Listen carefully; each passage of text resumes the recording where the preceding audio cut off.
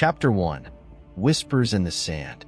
The desert stretched endlessly, a wasteland of shimmering heat and pale golden dunes that seemed to whisper secrets as the wind wove its eerie patterns. Above, the sun burned relentlessly, casting distorted shadows that played tricks on the eye. The horizon blurred into a wavering mirage, and only the faint outline of jagged mountains to the west broke the monotony of the landscape. The town, if it could be called that, emerged like a phantom from the sand. Its faded buildings slumped in decay, as if the earth itself sought to reclaim them. An old, rusted sign leaned precariously on one bent post, its paint long peeled away, leaving only faint impressions of the words, "Welcome to Revenant." Beneath it, skeletal bushes rustled in the wind, their spindly branches reaching toward the void. The air carried an acrid tang of something ancient and desolate, a smell that clung to the throat and made the lungs feel heavy. The heart of the town lay in shambles. Cracked adobe walls crumbled under the weight of time, their surfaces etched with deep scars from storms that swept through like unseen claws. Windows gaped, empty and broken, as if they had witnessed too many horrors to bear. Sand piled in corners and crevices, spilling into every crack like an invasive force, a constant reminder that nothing survived long in this forsaken place. The single dirt road cutting through the town was lined with remnants of the past. A toppled wagon wheel, a sun-bleached child's toy, and the remains of a chapel, its roof collapsed inward, leaving the bell tower standing alone, like a sentinel of despair. At the center of it all stood an old well, dry as the bones scattered in its shadow. It radiated a quiet menace, as though it had drunk deeply of the lives that once thrived here. Strange carvings marked its stone surface, their angular patterns worn but still distinct, symbols that hinted at a purpose beyond the mundane, their meanings lost to time. The faintest echo seemed to emanate from its depths, a soft hum just on the edge of perception, as if something below awaited the curious or the unwary. The town was not empty, though it felt it should have been. A figure moved cautiously through the ruins, her steps muffled by the shifting sands. Clara Thornton, a woman in her late 20s, had come to Revenant seeking answers. Her brother, Paul, had vanished 6 months ago after heading into the desert on one of his ill-fated treasure hunts. A single letter, scribbled in haste and filled with cryptic warnings, had led her here. Its final line haunted her. Don't listen to the whispers. Clara was not alone. From the ridge overlooking the town, a tall man stood watching. Lucas Vance was a geologist by trade, though his true passion lay in the supernatural. He had heard rumors of Revenant, of cursed land and restless spirits, and had come seeking proof. His sharp eyes studied the ruins, noting the unnatural stillness of the air, the way even the birds avoided the area. He did not yet see Clara, but the feeling of being watched prickled at his skin. Unseen by either of them, a third figure lurked in the shadows of the chapel ruins. Elias Harper, a drifter and self-proclaimed survivalist, had stumbled upon the town weeks ago and had stayed out of morbid curiosity. He kept to the edges, his movements almost feral, his eyes wide with paranoia. He had heard the whispers. He had seen things in the night, shapes that moved when they should not have, and lights that flickered in the well's depths. Yet he stayed, unable to explain the pull this place had over him. As the sun began to set, the temperature dropped sharply. The shifting winds carried a low, mournful sound, like a dirge sung by unseen lips. Clara reached the well, her boots scuffing against the brittle earth, and stared down into its shadowed maw. She felt a shiver crawl up her spine, the sensation of being not just watched, but studied. Her hand reached out, brushing against the carvings, and a jolt shot through her fingertips. She pulled back sharply, her breath hitching as a faint voice, no louder than a whisper, seemed to rise from the well. Above, Lucas adjusted his binoculars, catching sight of her movement below. He frowned, his instincts warning him to keep his distance. Something was wrong with this place, something fundamentally broken. Yet he felt the pull too, a strange compulsion to descend into the heart of the ruins, to uncover whatever secrets the desert sought to hide. Elias, crouched in the shadows, watched Clara with wide eyes. He had seen others come before, drawn by curiosity or desperation, but they had all disappeared. He wanted to call out, to warn her, but the whispers held his tongue. They had told him to stay quiet, to let things happen as they would. And so, he remained still, his breath shallow, as night fell over Revenant. The first star appeared in the darkening sky, bright and cold. The air grew heavy with an oppressive silence, broken only by the faint hum of the wind and the shifting sands. Shadows lengthened, stretching toward the well as if drawn to its unseen depths. Clara stepped back, her heart pounding, but she could not shake the feeling that she was no longer alone. As the stars multiplied above, the whispers grew louder, rising and falling like a ghostly chorus. From the chapel, Elias retreated deeper into the ruins, his hands pressed over his ears. On the ridge, Lucas descended slowly, his flashlight cutting through the thickening darkness. And at the well, Clara stood frozen, the carvings beneath her fingers beginning to glow faintly, casting an eerie light on her pale, determined face. The desert had awakened, and Revenant's secrets were ready to be unearthed. Chapter 2. The Silent Mirage. Night had settled over Revenant like a heavy shroud, muting the landscape into shades of black and gray. The moon, obscured by a thin veil of clouds, cast a dim, silvery light that seemed to enhance the unease rather than alleviate it. Stars twinkled faintly in the heavens, distant and indifferent to the shadows creeping across the dunes.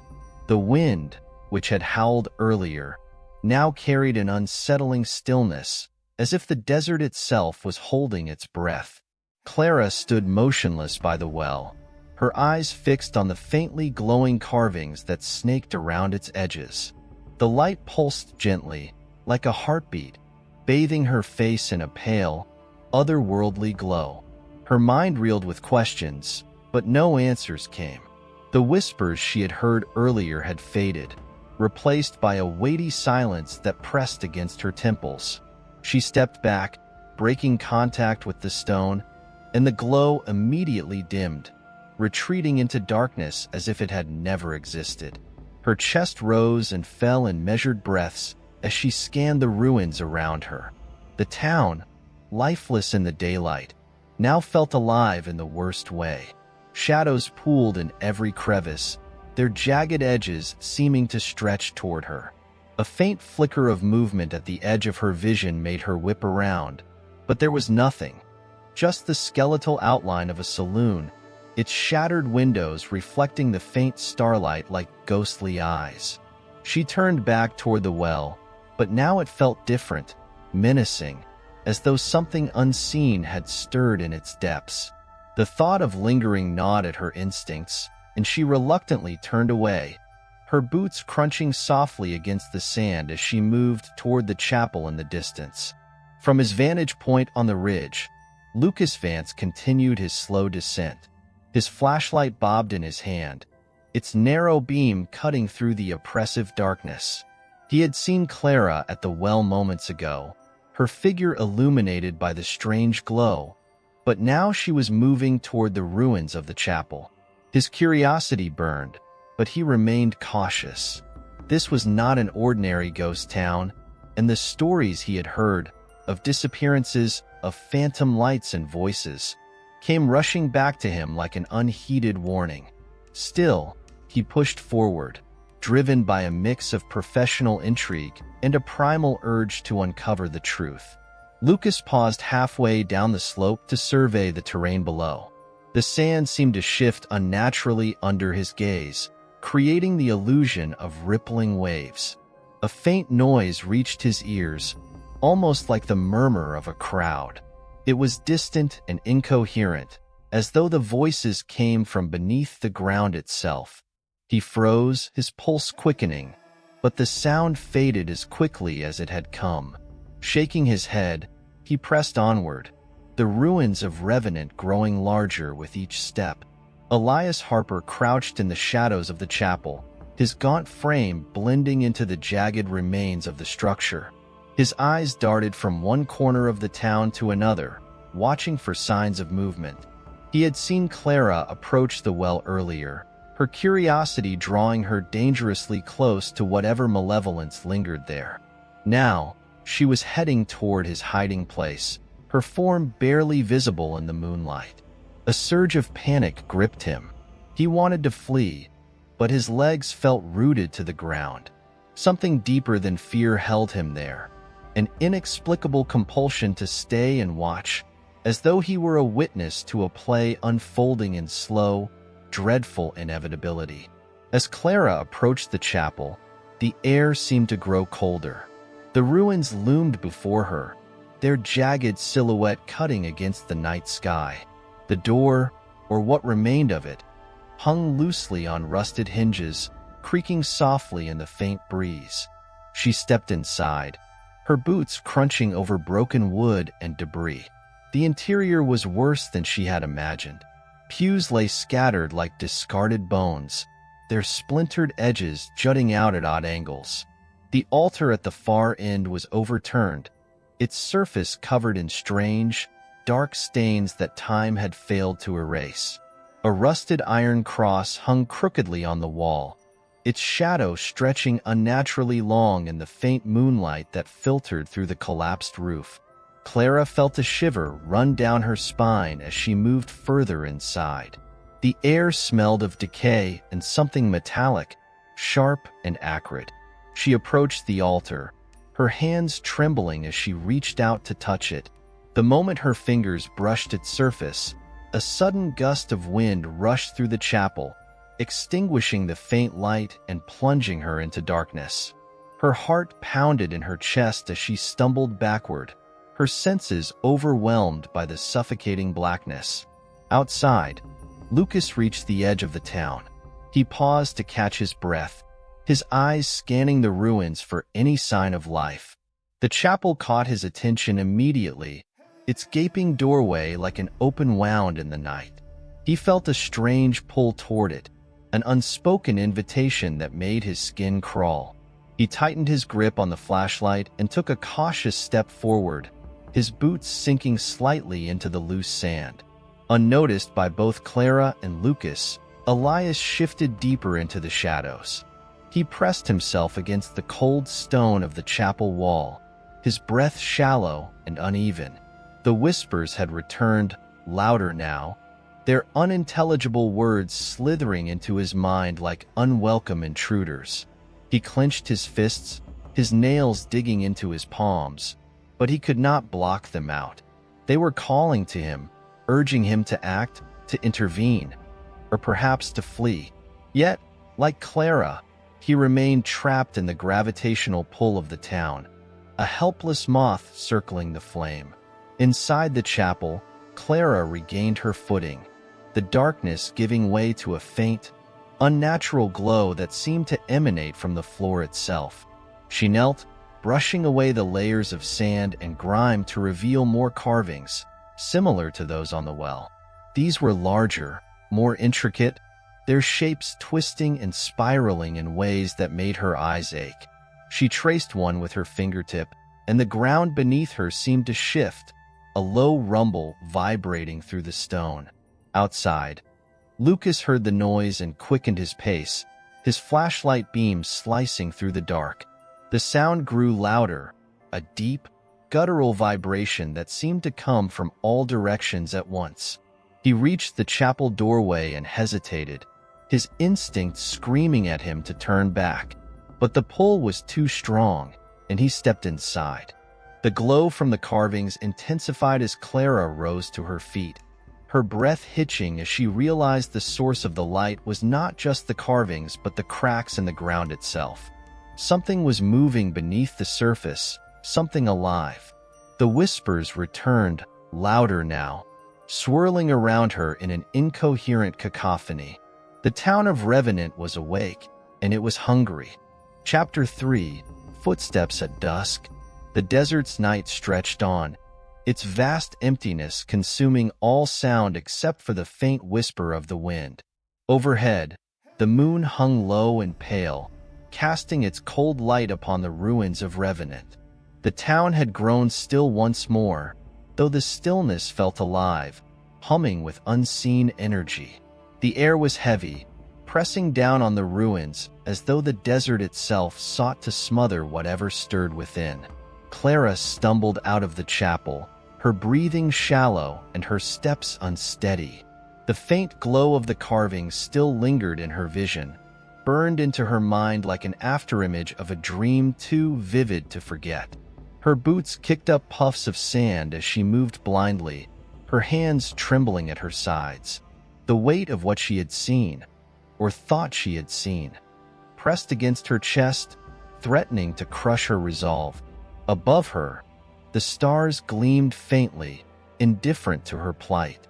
The wind picked up again, carrying with it the faint scent of something metallic and acrid. It teased at her senses, evoking memories she couldn't quite place. She stopped and turned back toward the chapel, its jagged silhouette looming against the horizon like the ribcage of some long-dead beast. The faint hum she had felt inside still vibrated through her bones, a relentless pulse that seemed to come from the very ground beneath her feet. Farther away, Lucas crouched behind a crumbling wall, his flashlight clutched tightly in his hand. He had followed the sound from the chapel, though every instinct screamed at him to turn back.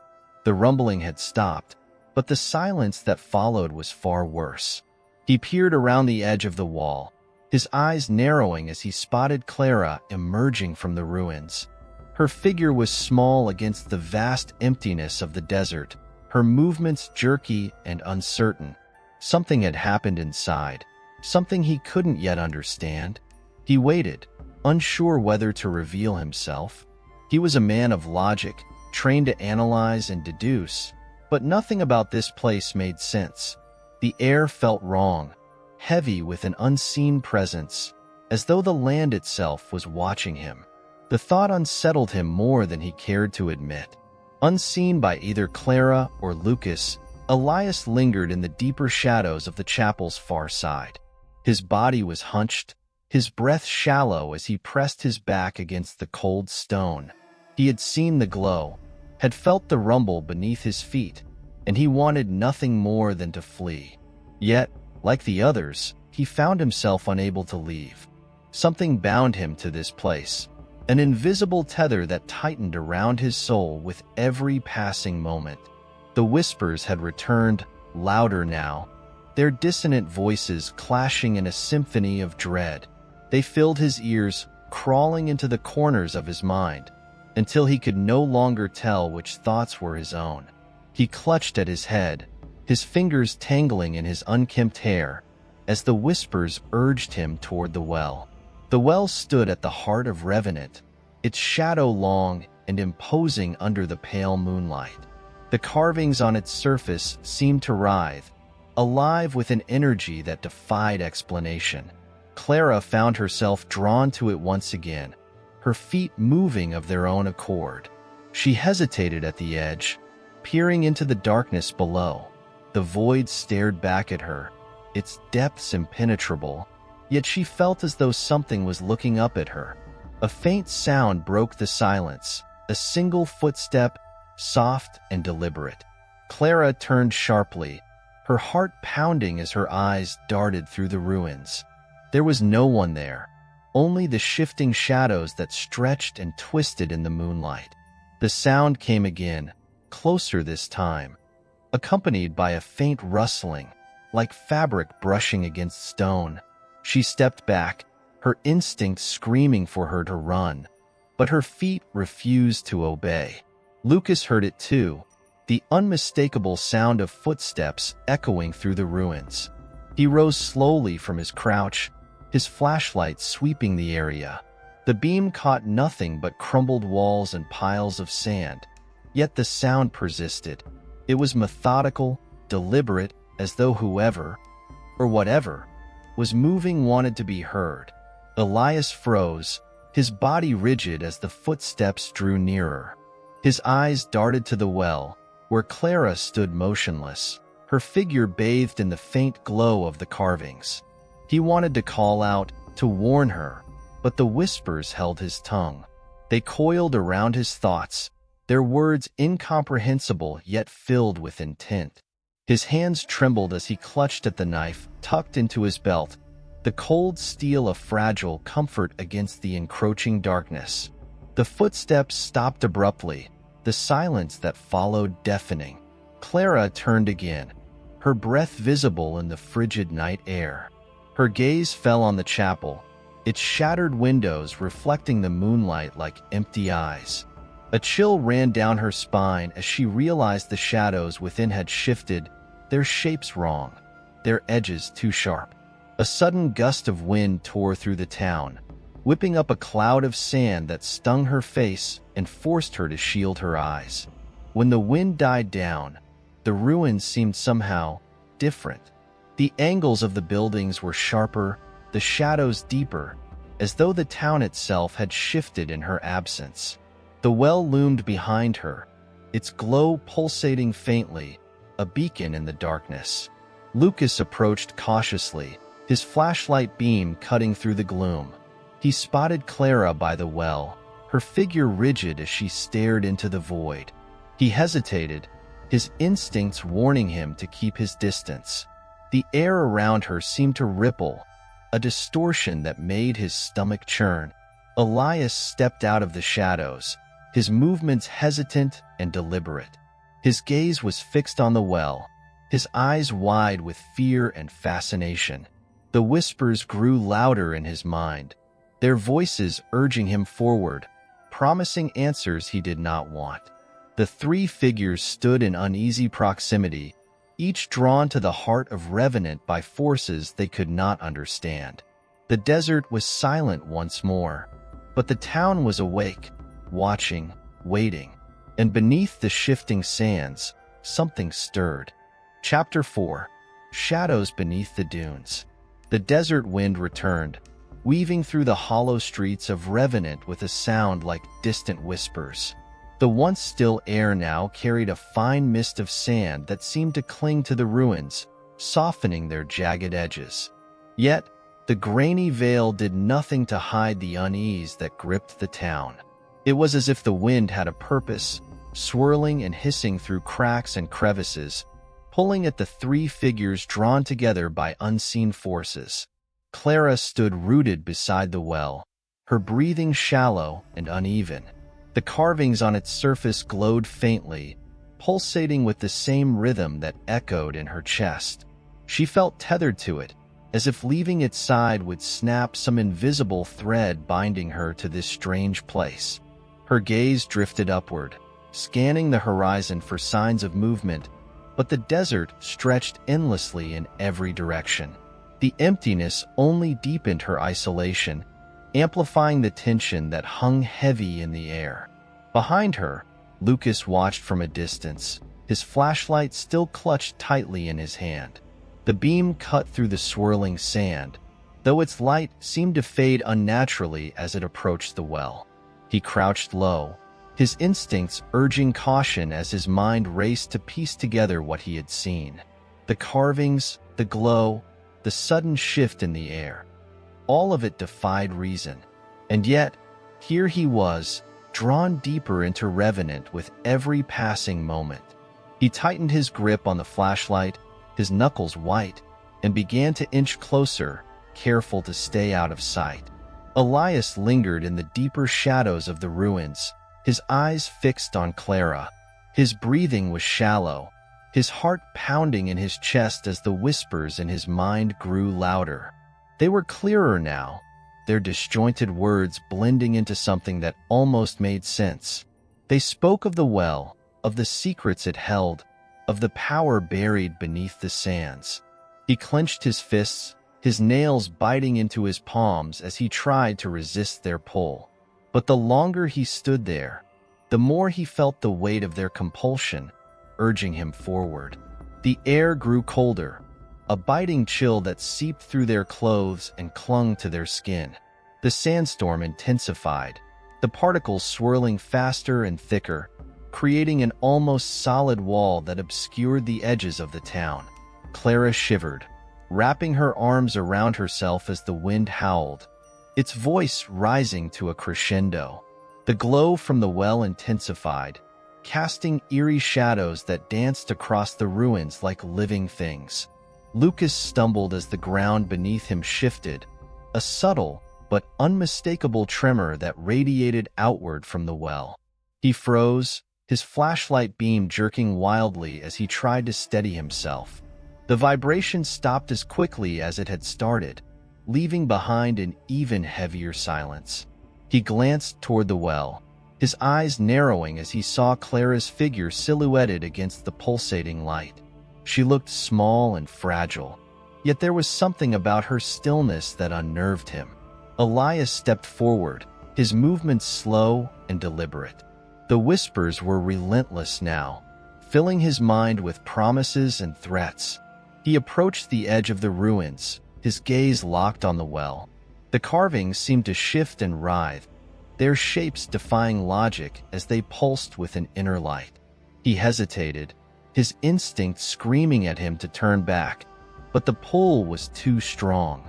He took another step, then another, until he was standing in the open, the wind tearing at his clothes and hair. Clara felt the ground beneath her feet shift again, a subtle but unmistakable movement that sent a fresh wave of fear coursing through her. She turned her head, her eyes scanning the ruins for any sign of the others. The sandstorm had thickened to the point where visibility was almost impossible, but she thought she caught a glimpse of movement, a shadow passing through the haze. Her pulse quickened, and she took a step back, her foot brushing against the edge of the well. The moment her boot made contact with the stone, a low, guttural sound echoed from the depths. It was deep and resonant, a sound that seemed to vibrate through her very bones. Clara froze, her breath hitching in her throat as the sound grew louder, rising to a pitch that was almost unbearable.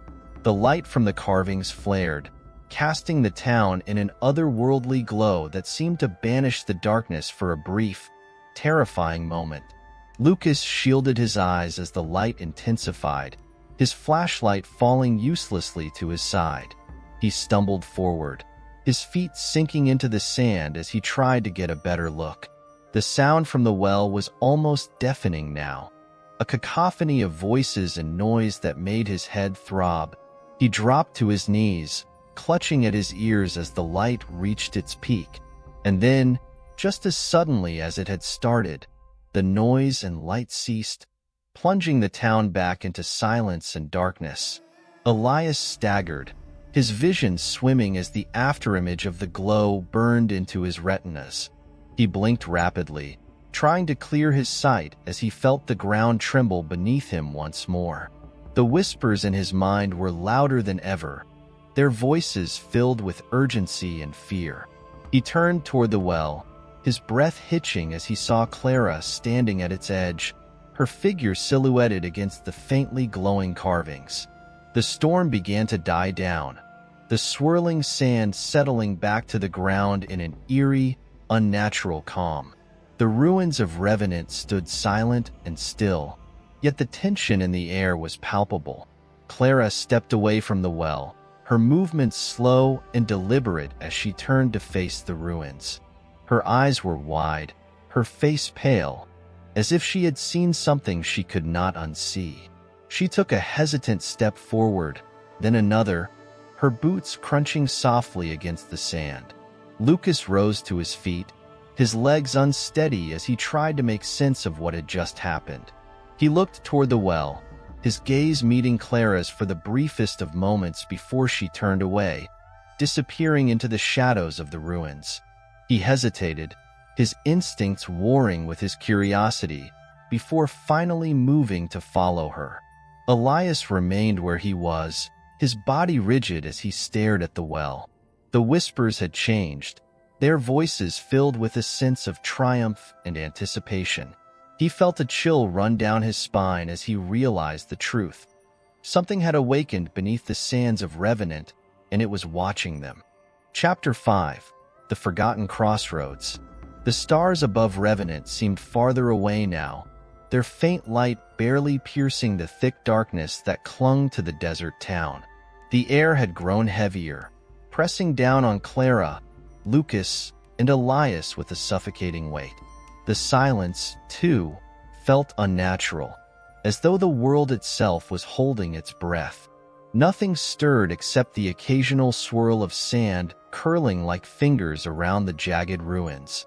Clara walked slowly, her footsteps deliberate, each crunch of sand beneath her boots magnified in the oppressive stillness. The glow from the well had faded, but she could still feel it, its energy pulsing faintly through the ground, a rhythm that matched her own racing heartbeat. The sensation was almost hypnotic, drawing her back toward its edge even as every fiber of her being screamed to flee. Yet, her feet carried her deeper into the heart of Revenant, as though an invisible force had taken hold. Farther back, Lucas followed, his flashlight a narrow, flickering beam that cut through the haze. He stayed low, his movements cautious, his mind struggling to rationalize what he had witnessed. The sound from the well, the light, the tremors. It was unlike anything he'd experienced before, and the scientist in him yearned for answers. But there was something else, too, a growing unease that prickled at the edge of his thoughts, warning him that understanding might come at too high a price. Elias was the last to move, his steps hesitant as he trailed behind. The whispers in his mind had softened, but they were still there, coiling around his thoughts like a parasite. They urged him forward, their words laced with promises of revelation and power. Yet beneath their allure, there was an undercurrent of dread, a sense that whatever lay at the heart of Revenant was far more dangerous than he could comprehend. He gripped the knife at his side, its cold weight a small comfort against the growing darkness within. The three figures moved through the ruins like shadows, each drawn toward the same destination without ever speaking or meeting one another's gaze. The buildings around them loomed tall and foreboding, their crumbling facades etched with strange symbols that seemed to shift when viewed from the corner of the eye. The air grew colder with every step, the chill biting through their clothing and settling into their bones. Ahead, Clara came to a sudden stop. The ground beneath her had changed, the soft sand giving way to something harder, smoother. She knelt down, her fingers brushing against the surface. It was stone, cold, polished, and covered in intricate carvings that glinted faintly in the dim light. The patterns were unlike anything she had ever seen, twisting and interlocking in ways that seemed to defy logic. She traced one of the symbols with her fingertip, and a jolt of energy shot through her, leaving her hand tingling. Lucas arrived moments later, his flashlight beam falling on the stone. His breath hitched as he took in the carvings, his mind racing to make sense of their complexity. They looked ancient, far older than the ruins around them, and yet there was something almost alive about them. The patterns seemed to pulse faintly, their glow synchronized with the faint vibrations he could feel through the soles of his boots. He crouched down, reaching out tentatively, but hesitated before touching them. Elias appeared last, his eyes wide and darting as he took in the scene. The whispers in his mind grew louder, their words tinged with urgency. He felt the pull more strongly now, a magnetic force that drew him toward the stone. Without thinking, he stepped forward, his footfalls ringing unnaturally loud in the stillness. The others didn't seem to notice him, their attention fixed on the carvings. Suddenly, the ground beneath them shuddered, a low rumble that grew in intensity. The carvings flared to life, their glow brightening until the stones seemed to burn with an inner fire. Clara stumbled back, shielding her eyes as the light filled the space, casting the ruins in stark relief. Lucas dropped his flashlight, its beams swallowed by the overwhelming brightness. Elias stood frozen, his breath hitching as the whispers in his mind reached a crescendo. And then, with a deafening crack, the ground split open. The three of them were thrown off their feet as the earth beneath them gave way, revealing a yawning chasm that seemed to stretch infinitely downward. The light from the carvings illuminated the edges of the rift, but the depths remained cloaked in shadow. A cold wind surged upward from the opening, carrying with it a sound that sent shivers down their spines. A low, mournful howl, as if the earth itself were crying out in pain. Clara scrambled back from the edge, her heart pounding as she stared into the abyss. Her eyes adjusted to the dim light, and she realized the chasm wasn't empty.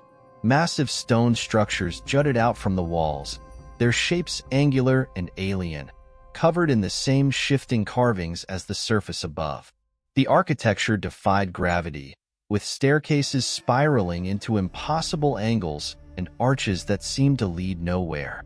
Lucas pulled himself to his feet, his hands trembling as he retrieved his flashlight.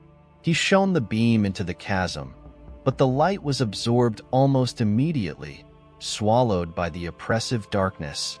The faint glow from the carvings was the only illumination, casting eerie shadows that danced along the walls.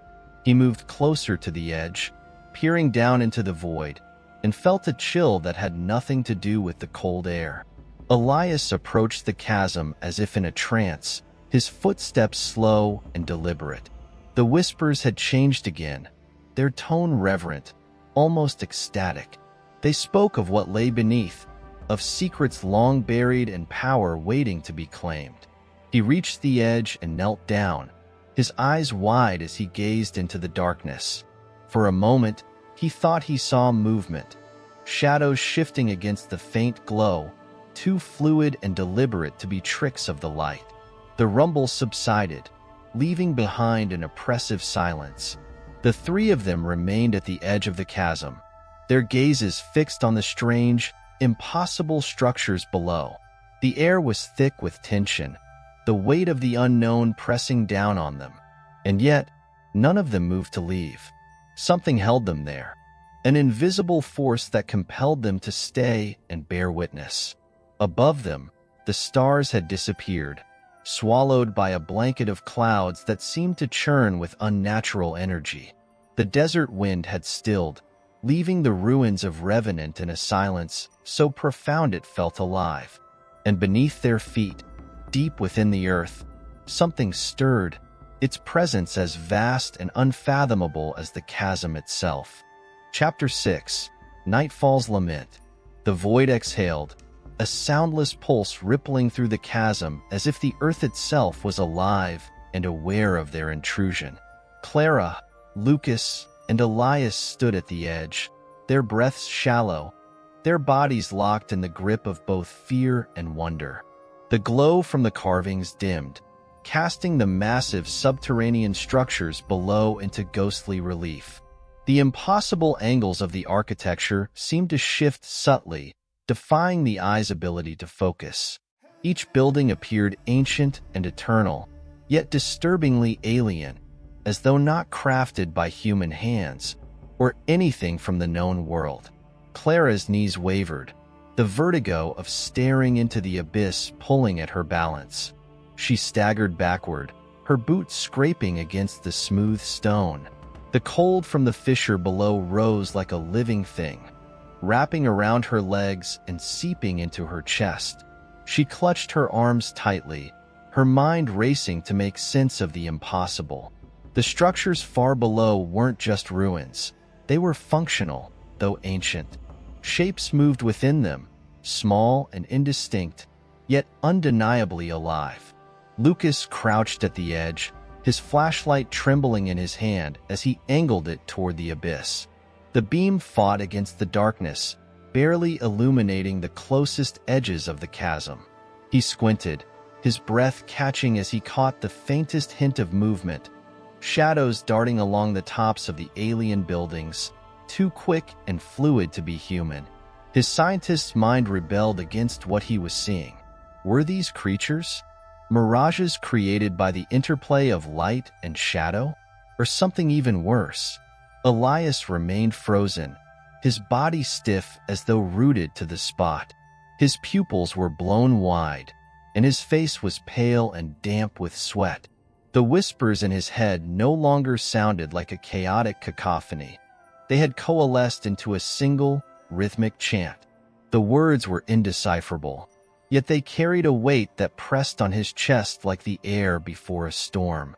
He felt them beckoning him forward, urging him to descend, to join whatever lay beneath the surface of Revenant. The ground around the trio trembled again, subtle at first but growing in intensity. Clara dropped to her hands and knees, gripping the stone as cracks spidered outward from the edge of the chasm. Lucas scrambled back just as a fragment of the ledge crumbled and tumbled into the darkness, its fall silent until an unervingly long moment later, when a distant, wet impact echoed back to them. The sound was unnatural, like flesh meeting stone, and it sent a shiver down Clara's spine. Elias didn't flinch. Instead, he leaned forward, peering deeper into the abyss. The light from the carvings along the walls began to pulse again, faint and irregular, illuminating strange patterns etched into the inner sides of the chasm. The symbols were different here, more intricate and interwoven, their shapes suggesting a language far older than the ruins above. They seemed alive, writhing as though carved into a surface that wasn't entirely solid. Clara managed to pull herself to her feet, her breaths shallow and rapid. Her gaze darted between the abyss and Elias, whose unnerving stillness made her stomach twist. His eyes reflected the glow of the carvings, giving them a strange, otherworldly quality. The air felt heavier around him, as though he had become a conduit for whatever force emanated from the chasm.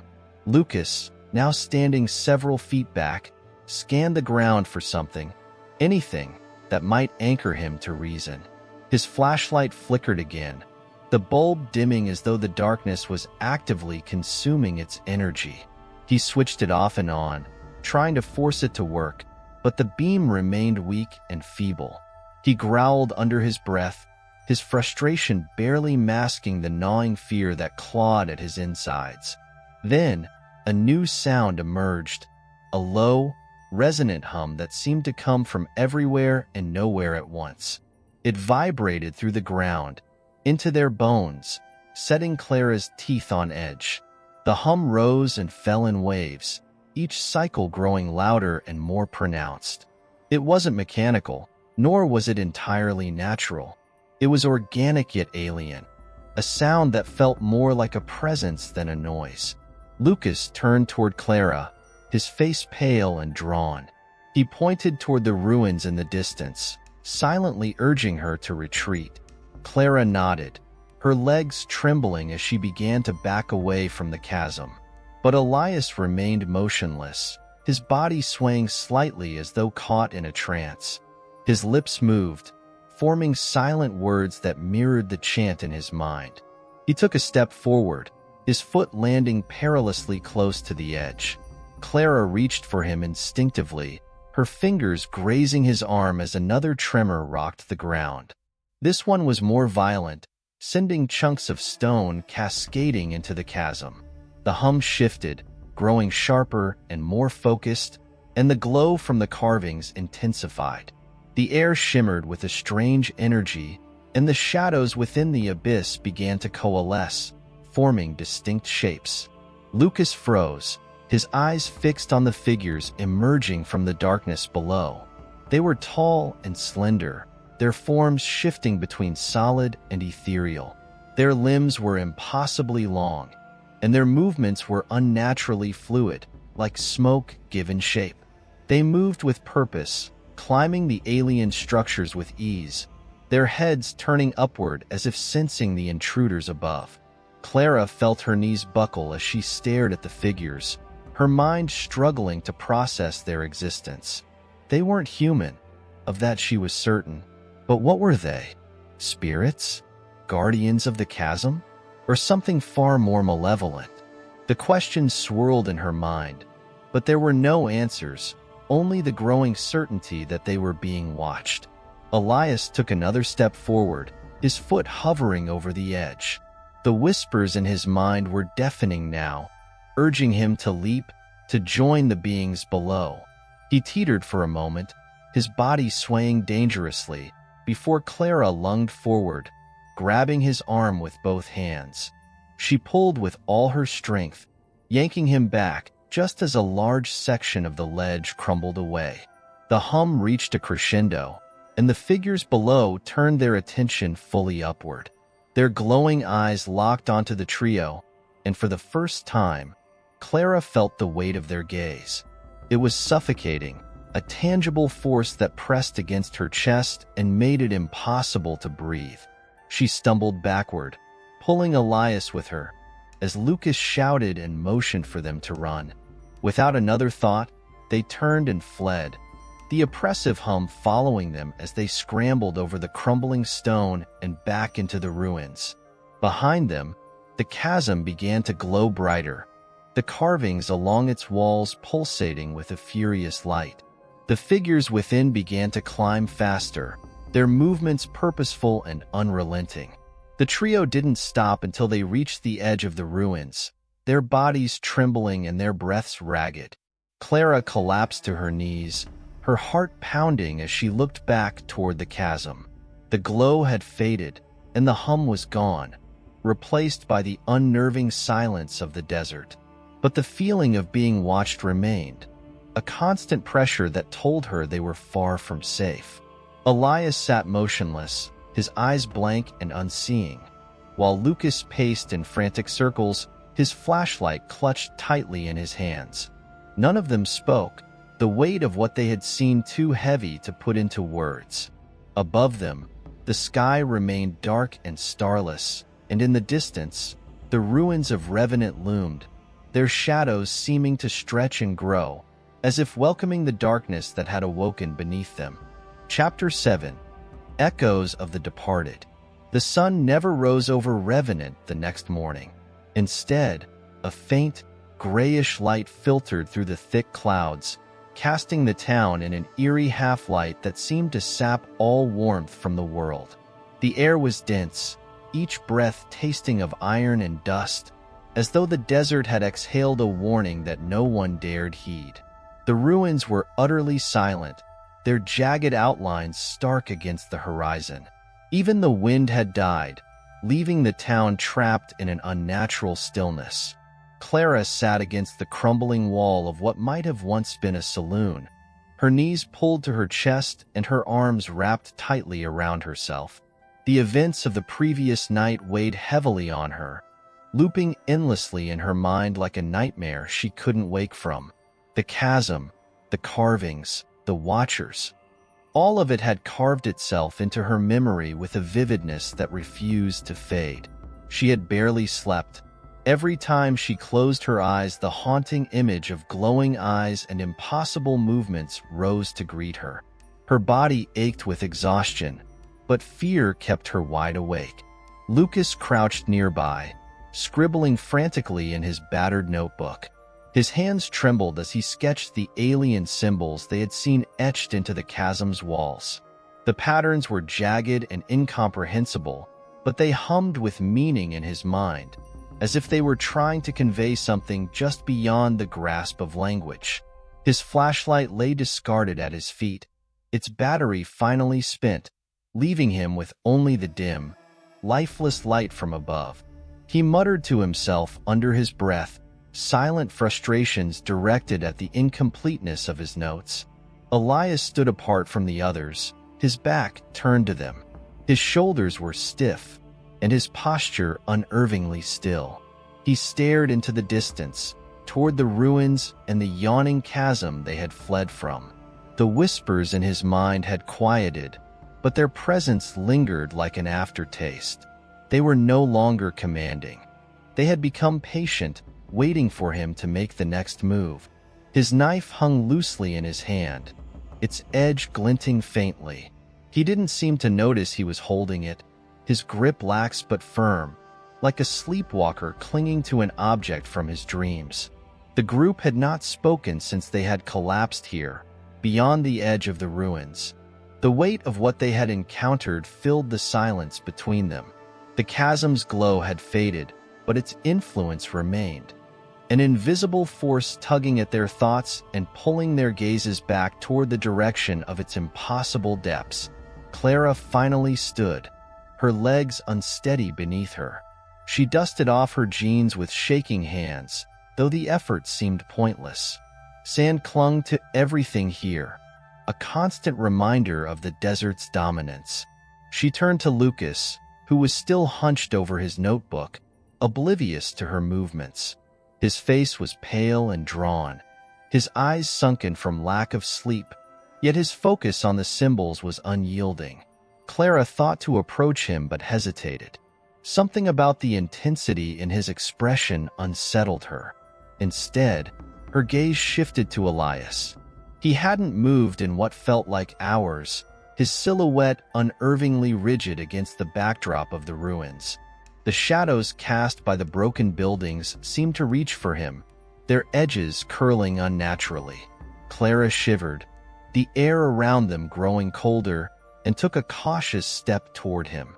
The ground trembled, a faint vibration that passed through her boots and into her bones.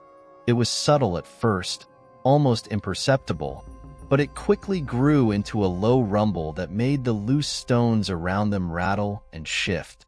Lucas snapped his notebook shut, his head jerking up as his eyes darted toward the ruins. Elias turned his head slightly, the first movement he'd made in hours, though he didn't look back at them. Then it came, a sound that wasn't a sound. It was a sensation, a deep, resonant pulse that seemed to emanate from the earth itself. Clara clapped her hands over her ears, though it did nothing to stop the pressure building in her skull. It was as though the chasm had found them, even here, and was calling to them again. Lucas staggered to his feet, his notebook slipping from his fingers as he stumbled backward. Elias stood unmoving, his head tilting upward as if listening to some distant melody. From the direction of the chasm, a faint light began to glow, pulsating in rhythm with the unseen sound. It spread like tendrils, weaving through the ruins and illuminating the alien symbols etched into the crumbling stones. The carvings came alive, their patterns shifting and writhing as though responding to the pulse. Clara stared in horror as the light moved toward them, its cold radiance revealing shadows that had no source. Lucas grabbed Clara's arm, his grip desperate. He tried to pull her away, though he had no idea where to run. The ruins stretched endlessly around them, a labyrinth of decayed structures that offered no sanctuary. Clara resisted for a moment, her gaze locked on Elias, who remained rooted in place. His knife gleamed faintly in the unnatural light, the blade catching the shifting glow of the symbols. The ground beneath them shifted again, this time more violently. Cracks splintered through the stone, releasing jets of cold, sulfurous air that stung their eyes and filled their lungs with bitterness. The pulse grew louder, stronger, until it felt like the earth itself was about to split open. And then, from the heart of the ruins, they appeared. The Watchers had risen from the depths. They moved with an unnerving fluidity, their elongated forms both solid and insubstantial. Their eyes burned with the same cold light as the carvings, their gazes piercing through the gloom with an intensity that froze Clara in place. They flowed through the ruins like smoke, their limbs bending at impossible angles as they approached. Clara couldn't move. The Watcher's presence weighed on her like a physical force, pinning her in place as their forms drew closer. She felt Lucas tugging at her arm again, his voice a distant murmur lost beneath the thunderous pulse. Her breath caught as one of the beings turned its head toward her, its eyes locking onto hers with an intelligence that felt vast and unknowable. Elias stepped forward, his movements slow and deliberate. The watchers shifted their attention to him, their forms circling him like predators assessing prey. But they didn't strike. Instead, they seemed to bow slightly, their heads tilting as if in recognition. The whispers in Elias's mind surged to life again, their words spilling over him like a flood. His lips moved silently, echoing their chant, and his knife rose slowly in his hand. Clara finally broke free from her paralysis, yanking her arm from Lucas's grasp and stumbling toward Elias. She didn't know what she was doing or why, only that she couldn't let him take another step. The watchers' heads snapped toward her, their glowing eyes narrowing. The pulse in the air quickened, growing sharper and more intense, as if warning her away. Elias raised his knife, the blade catching the light as it hovered above his chest. His eyes glistened with something between ecstasy and terror, his body trembling as though caught in the grip of some unseen force. Clara lunged forward, her hands reaching for him just as the watchers surged around them, their forms dissolving into a swirling storm of light and shadow. The pulse reached its peak, a blinding flash of light swallowing the ruins. Clara felt herself lifted off her feet, the ground vanishing beneath her as the world dissolved into chaos. For a moment, there was nothing but the light and the sound, and then, as suddenly as it had begun, it was gone. The ruins were silent once more, the air still and heavy. The watchers had vanished, leaving no trace of their presence. Clara lay sprawled on the ground, her head pounding and her vision swimming. Lucas was a few feet away, coughing and clutching his chest, but Elias was gone. Only the faint glow of the carvings remained, their light dimming slowly as if retreating into the earth. Chapter 8. A Mark Left Behind. The desert morning was unnervingly quiet, its air heavy with an unnatural stillness that pressed against the ruins. The horizon burned with a muted crimson, the sun seeming unwilling to fully rise, leaving the landscape in a strange half-light. Clara stirred where she lay on the cracked earth, her limbs aching from the aftermath of the watcher's appearance. Her mind felt fractured, fragments of the storm of light and shadow looping through her thoughts. When she managed to sit up, the first thing she noticed was the silence. There was no rustling wind, no faint buzz of life in the ruins, only the suffocating void of sound. Her heart sank as she turned her head and confirmed what she already feared. Elias was still gone. Lucas sat a short distance away, hunched over and clutching his knees to his chest. His face was pale, drawn tight with exhaustion and terror. His notebook lay discarded on the ground, its pages torn and scattered by the chaos.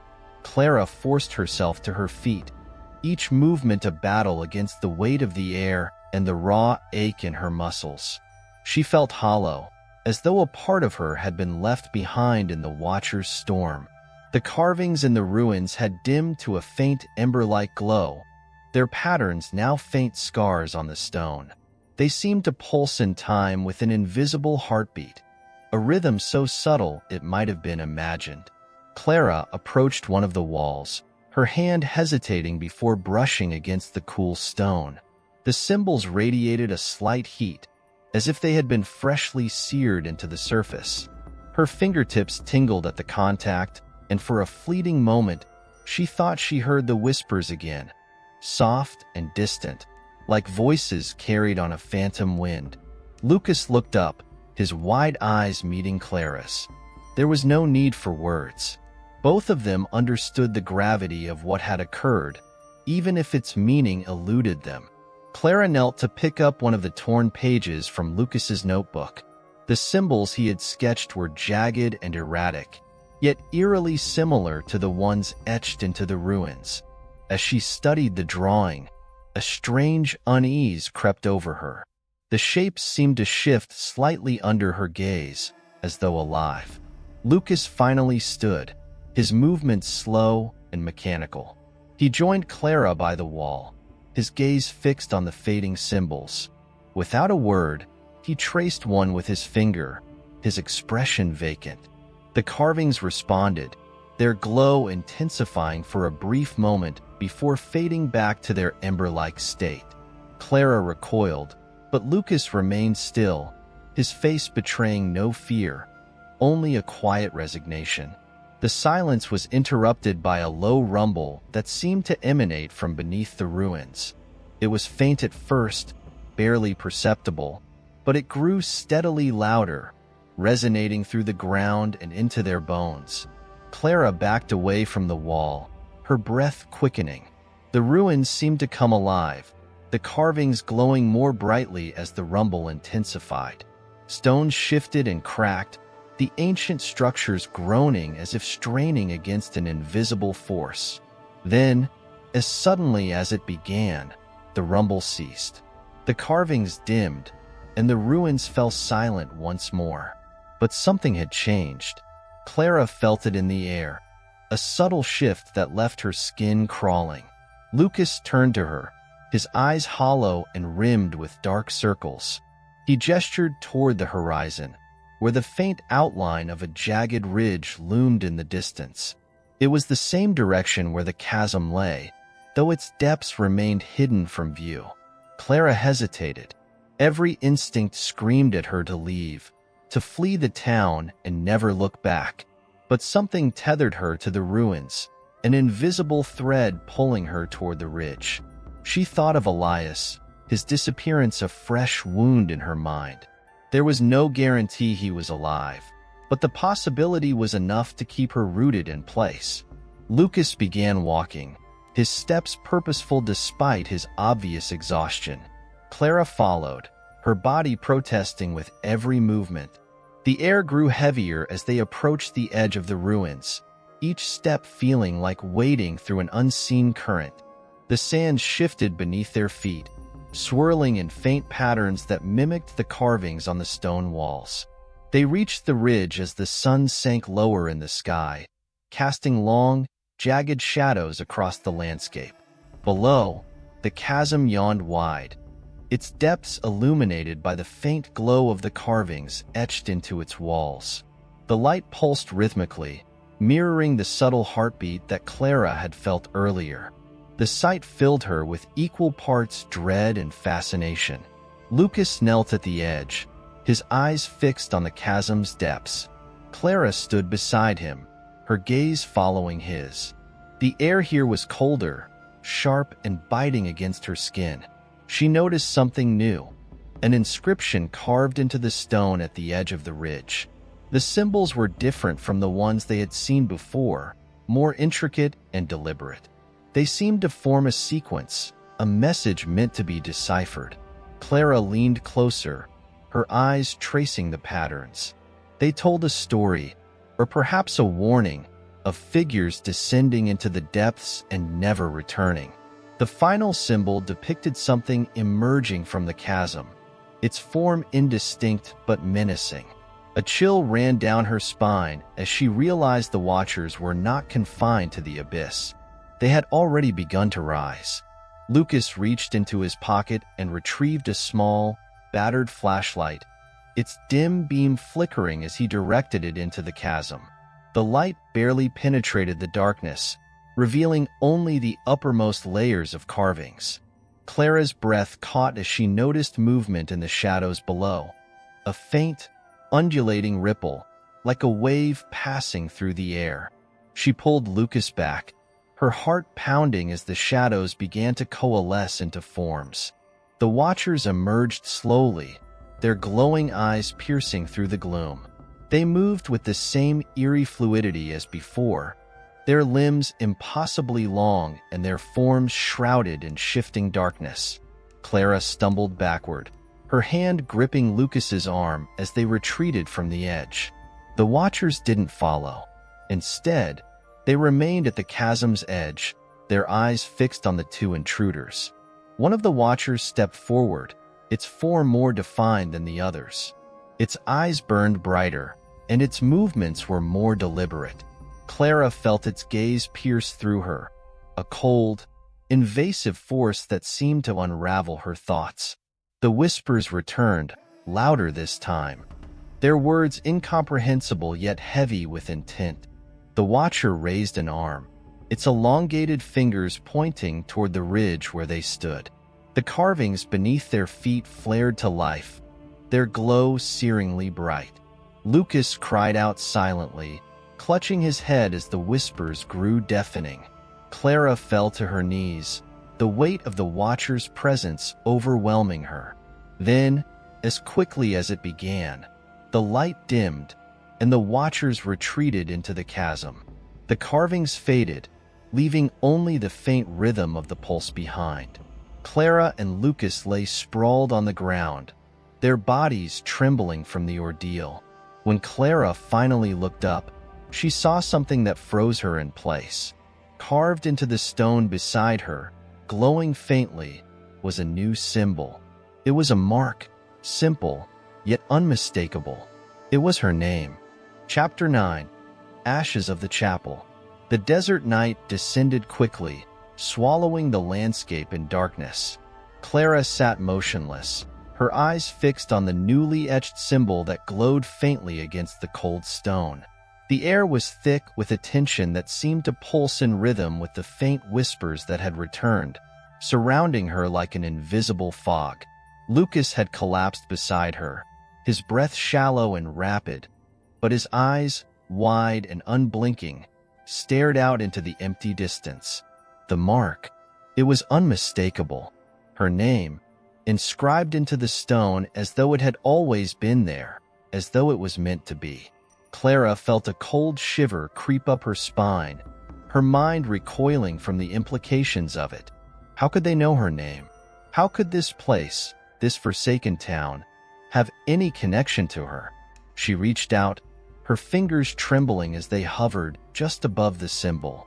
The stone was unnervingly warm, its surface almost alive with a strange energy that hummed beneath her skin.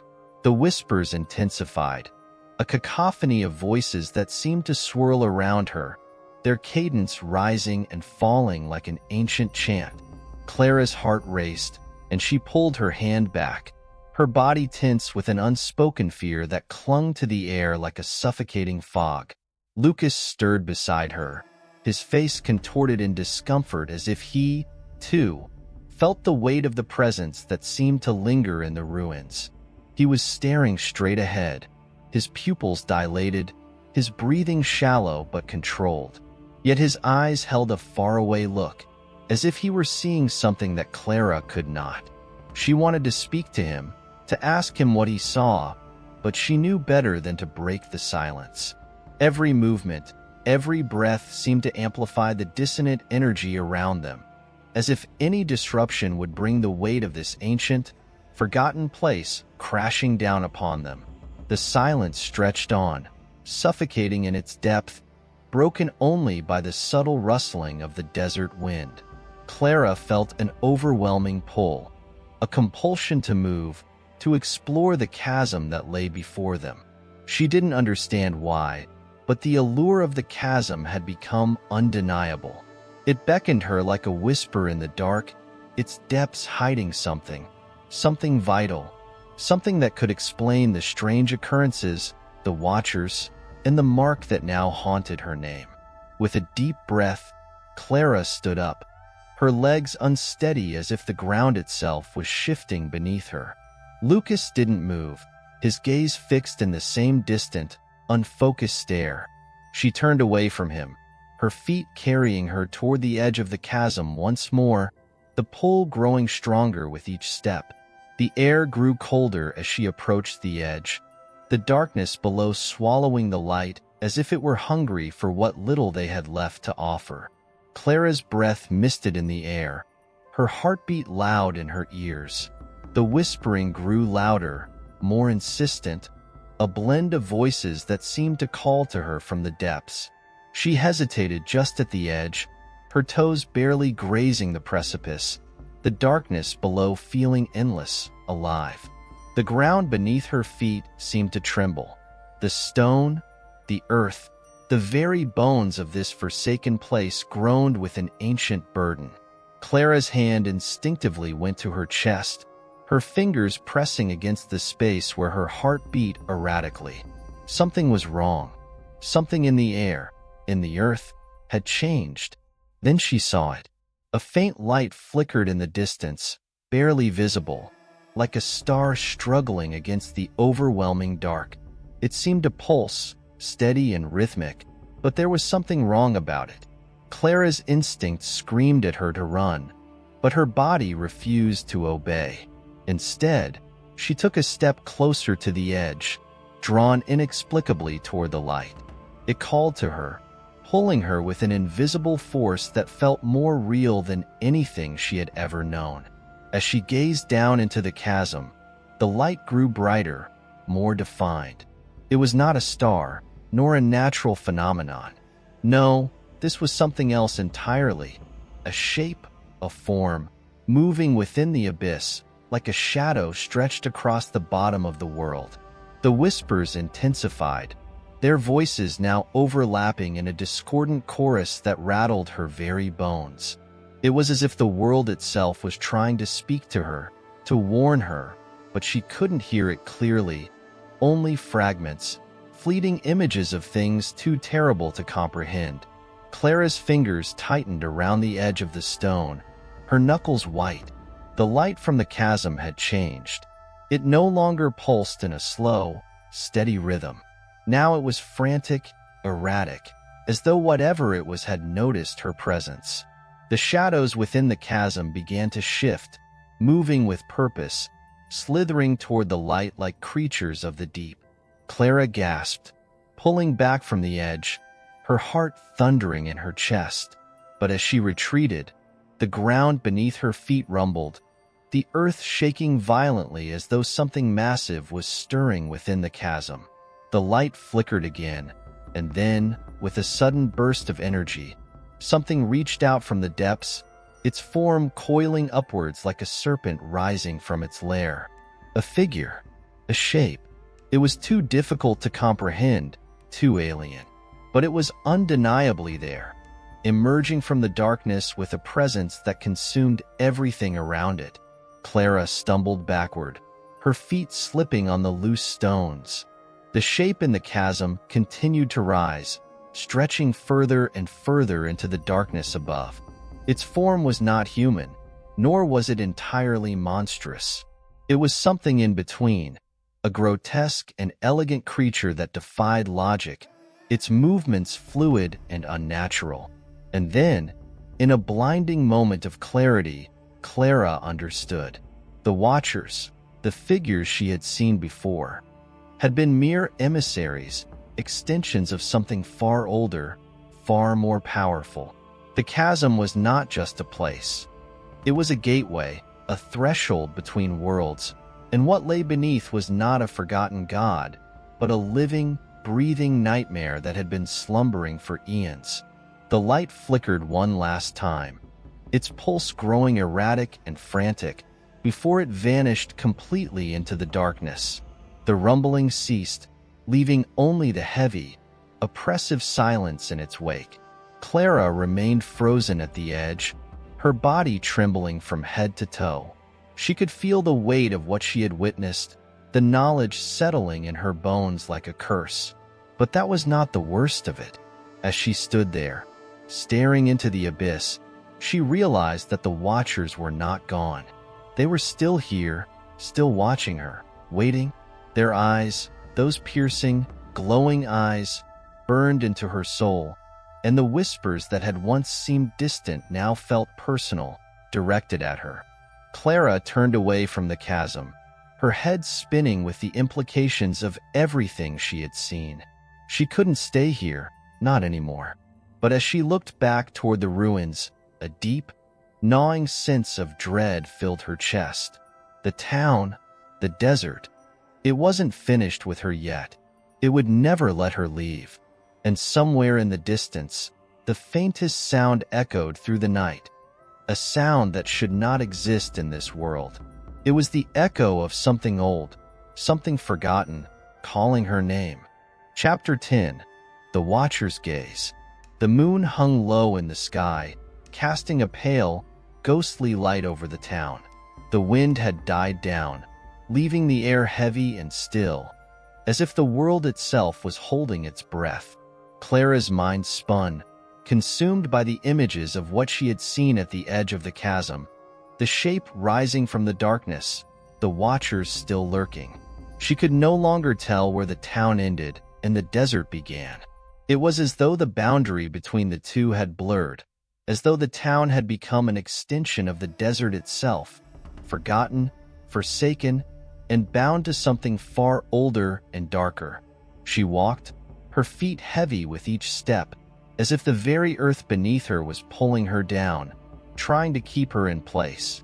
She couldn't understand it. The pull, the force that seemed to drag her deeper into the heart of this place. This town that no longer felt like a town at all.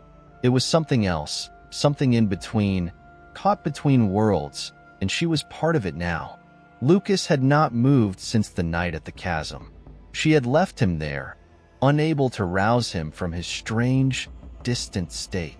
The silence between them had become unbearable, but it was not the silence that unnerved her the most. It was the sense that they were no longer alone in this place, that the shadows were watching them, waiting for something. What? She didn't know, but she could feel it in the pit of her stomach, a cold knot that tightened with every passing moment. The town had changed in the hours she had been away. The streets, once open and desolate, now seemed to stretch endlessly, their edges blurred, as though they no longer adhered to the natural rules of the world. Buildings that had once appeared broken and abandoned now stood erect, their windows dark, their doors sealed shut. There was something unnerving about the way the structures stood, too perfectly aligned, too symmetrical, as though they had been carefully designed to trap something inside. The town, like the chasm, felt alive, breathing with a presence that was far too ancient to understand. Clara's eyes darted from building to building as she walked, her footsteps echoing in the stillness. She could almost hear the town whispering to her, its voice buried deep in the walls, in the streets, in the very dust beneath her feet. It was faint, but it was there, an almost imperceptible murmur that slipped through the cracks of her mind, pulling her deeper into the labyrinth of this forsaken place. She moved forward, drawn by an inexplicable force, her senses heightened, her body tensed in anticipation of what lay ahead. The road ahead seemed to curve impossibly, as though the town itself was shifting to prevent her from finding what she sought. But Clara could feel it deep within her bones, the presence she had come for, the source of the strange energy that had woven its way into her very soul. As she turned a corner, her heart lurched. Ahead of her, at the end of the street, stood a building she had not seen before. It was more massive than anything else in the town, a towering structure of dark stone, its surface slick and wet, as though it had been soaked in something far older than time. The windows were covered in shadows, the doors sealed with an ancient lock, and the entire building hummed with an energy that was as oppressive as it was potent. Clara knew, instinctively, that this was the heart of the town, the source of everything. Her breath hitched in her chest as she approached, her feet drawing her closer, each step a silent plea to understand, to uncover the truth that had been hidden for so long. The whispers grew louder as she neared the building, their voices now clear and distinct, though still distant, like echoes of a forgotten time. They called to her, beckoning her forward, urging her to step into the darkness beyond. Clara stopped just before the doors, her body trembling as she reached out, her hand hovering inches from the cold stone. The energy surrounding the building was palpable, a force so strong that it seemed to push against her very skin. She could feel the weight of it, the burden of centuries of silence, of waiting, of watching. It was as though the building itself had been waiting for her to arrive, for the moment when she would cross this threshold, and yet, something inside of her screamed not to enter, not to disturb the balance that had existed here for so long. But it was too late for second thoughts. Clara's hand made contact with the stone, and in that instant, the world around her seemed to shift. The building groaned, the sound low and guttural, like the breath of something long dead awakening. The doors, impossibly heavy, began to creak open, the sound scraping through the air like a death rattle. Clara stepped back, her heart pounding in her chest, but her feet would not obey her. She couldn't turn away. Not now. Not when she was so close. As the doors swung open, an overwhelming rush of cold air poured out, carrying with it the scent of decay, of dust, of something forgotten. Clara stepped forward, drawn into the darkness beyond. Inside, the building was vast, a cavernous space filled with shadows that stretched to the very edges of the earth. The walls seemed to close in on her as she moved, the space narrowing with each step, as if the building itself were alive, shifting, swallowing her whole. The whispers were louder now, almost deafening, filling her mind with fragmented images, with faces that seemed to flicker in and out of existence. They were watching her, every single one of them. The watchers were here, in the darkness, and they knew she had come. She could feel their eyes, their cold, lifeless gaze, boring into her from every direction. At the center of the room, an altar stood, bathed in an eerie, otherworldly glow. It was made of the same dark stone as the rest of the building, its surface cracked and worn, as if it had been used for countless rituals over centuries. The air around it crackled with a palpable energy, a force that seemed to pulse with each breath she took. Clara's gaze fixed on the altar, her body trembling with a mixture of fear and curiosity. She stepped closer, her mind awash with conflicting emotions. What had she come here for? What was it that the town, that the chasm, had wanted her to find? The whispers rose to a crescendo, their voices now indistinguishable from one another, blending together in a cacophony of sound that seemed to vibrate through her very soul. Clara reached out, her fingers brushing the surface of the altar. The moment her skin made contact with the stone, the room seemed to explode in a burst of light. The energy in the air surged, swirling around her in violent spirals, and for a moment, Clara was blinded, her body unable to move, unable to breathe. The world around her blurred, her thoughts a haze of incoherent fragments. She felt weightless, as though she were being pulled into the very fabric of the building, into the stone, into the darkness itself. And then, just as quickly as it had come, the light vanished, leaving Clara standing in the center of the room, gasping for air. The altar remained before her, its surface now glowing with a soft, unnatural light. But something had changed. The air was thick, heavy with the weight of something ancient, something forgotten. Clara took a step back, her heart racing. She was no longer alone. The watchers had found her. The darkness in the room deepened, and the whispers that had once seemed distant now filled her mind with a terrifying clarity. They were calling her name, and she knew, without a shadow of a doubt, that there would be no escape. Chapter 11. The Burden of the Unseen. The building seemed to pulse around her, its walls throbbing with a low, rhythmic vibration that Clara could feel deep in her bones. The air had turned thick and heavy, suffocating her with its presence, as if every inch of space had become saturated with the weight of something long buried. The altar before her remained illuminated by that eerie, otherworldly glow, casting long shadows across the room, stretching them out like fingers reaching for her, wanting to pull her into whatever dark secret the town had kept hidden for so long. Clara's body trembled, not from the cold, but from something far more primal, fear. Fear of what she had unleashed by touching the altar, fear of what had been waiting for her all this time. The watchers, The invisible force that had been shadowing her since the moment she stepped into the town were now close, closer than they had ever been. They were not in the shadows, nor were they in the corners of the room. They were in her mind.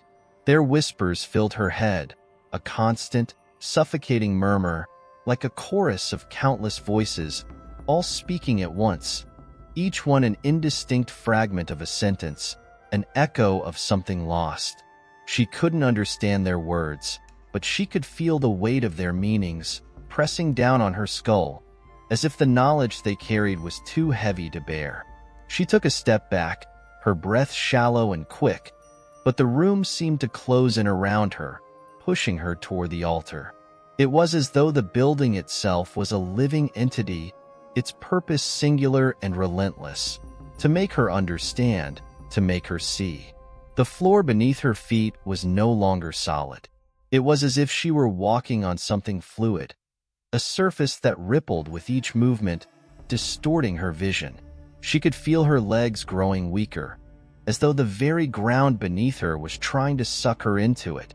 Her eyes darted around the room, looking for any sign of escape, but the walls seemed to stretch on infinitely, an endless void of nothingness, surrounding her from all sides.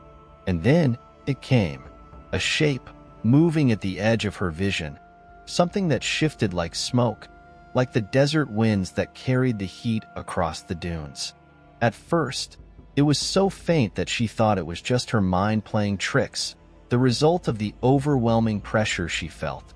But then it grew more defined, taking on a semblance of form, a mass that rippled and distorted like the waves of the desert. It wasn't something tangible, something that could be touched or held. It was a presence, a manifestation of the air itself, of the unseen forces that had been at work in this town for centuries. The Watchers. They were here now, no longer mere whispers in the shadows. They had materialized, but not in the way Clara had expected. They were not human, nor were they anything she could define with the language of her world. They were something older, something that predated even the town itself, something born from the desert, from the land that had swallowed whole generations, and now they were coming for her. Clara's heart raced as the shape took a step closer, its form now clearer, more distinct. She could feel it in the pit of her stomach, the coldness that radiated from it, the suffocating force that seemed to drain all the warmth from her body. It was an unnatural chill, one that made the hairs on the back of her neck stand on end, a frost that threatened to freeze her very soul. The whispers had become louder now, no longer fragmented or disjointed. They had become a single, unified voice, one that reverberated inside her skull, a deep, resonating hum that matched the beating of her own heart. The air around her thickened, the sound of her breathing growing louder in the silence, and she realized, with a creeping horror, that the Watchers were no longer speaking to one another. They were speaking to her.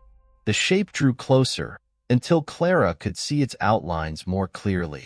It was not one shape, but many, a mass of shifting forms, moving in and out of one another, merging and separating in a fluid dance that defied the natural order.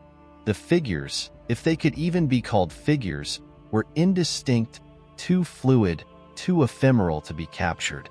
They seemed to exist between worlds, existing only as fleeting glimpses of motion, caught in the space between one heartbeat and the next. They were the forgotten, the lost, the ones who had never truly lived but had existed in some twisted limbo for as long as the town had been here. Clara stumbled backward, her legs weak beneath her. Her mind was reeling, the whispers now so loud that they drowned out everything else. Her eyes darted to the altar, to the dark stone that seemed to pulse with an energy she could no longer deny. It was calling to her, its presence almost as overwhelming as the Watchers themselves. She knew that whatever it was, whatever dark force had created this place, had been waiting for her. She had been chosen, or perhaps cursed, to bear the weight of this town's sins. The watchers closed in, their presence growing more oppressive, more suffocating with each passing second. Clara's breath came in short, desperate gasps, but there was no escape. There was only the darkness, only the weight of what had been buried for so long.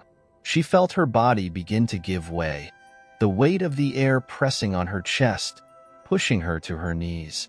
The world seemed to spin around her, a dizzying, spinning vortex of shadows and whispers, until she could no longer tell where she ended and the darkness began. And then she felt it, a cold hand, an icy touch against her shoulder, pressing her further into the ground, into the weight of the earth itself. It was not a hand, but something more, something vast, something endless, something that existed far beyond her understanding. The sensation was like being pulled into a void, a space where nothing existed, where even time had no meaning. Her vision began to blur, her consciousness slipping away as the watchers closed in, their presence overwhelming. The darkness was no longer a void. It had substance form. It was alive, and it was pulling her into it. Clara could feel herself fading, slipping from the world she knew, as if she were being consumed by the very ground beneath her feet. In the distance, in the deepest recesses of her mind, she could hear one final whisper. It was a voice, faint but clear, and though she could not understand the words, she knew they were meant for her. She had crossed a line. There was no going back. The watchers had claimed her. The darkness had claimed her. Chapter 12. The Unseen Procession. The town had swallowed her whole. Clara could feel it now in the very marrow of her bones. The presence of the land, of the buildings, the streets, all pressing down on her, suffocating her with the weight of history. The watchers were no longer just whispers in her mind. They were here, inside of her, entwined with her thoughts, moving like shadows behind her eyes. She could not escape them. No matter where she turned, they followed. The darkness had not consumed her completely, but it had changed her. She was different now, hollow, as if the very essence of her being had been drained away, leaving only the shell of a person who had once been. The ground beneath her feet still felt unsteady, like walking on sand that shifted with every step, but she had learned to move with it, to bend with the flow of this cursed place. The town had its own rhythm, its own pulse, and Clara had to learn to match it if she hoped to survive. But survival was no longer her concern. She had ceased to think of herself as someone who could escape, someone who could return to her old life. That life was gone. It had been erased, just like the town itself had been erased from the world, forgotten by time, by those who had once lived here, by those who had never dared to remember. And now, Clara had joined them. She was part of the town's history, part of the curse that had plagued it for so long. The streets were empty. The houses, like hollowed-out shells, stood silent, their windows dark and lifeless. There were no sounds, no voices, no footsteps, no movement. The town was still, but not in the way a peaceful place might be still. It was the stillness of something dead, something that had once been full of life but had long since been drained of it. And yet, the town was not empty. Clara could feel the eyes upon her, watching her from the shadows.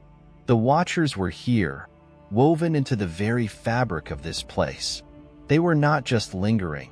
They were feeding on the memories of those who had once lived here, feeding on the lives that had been lost to the town's curse. They were no longer whispers in the darkness.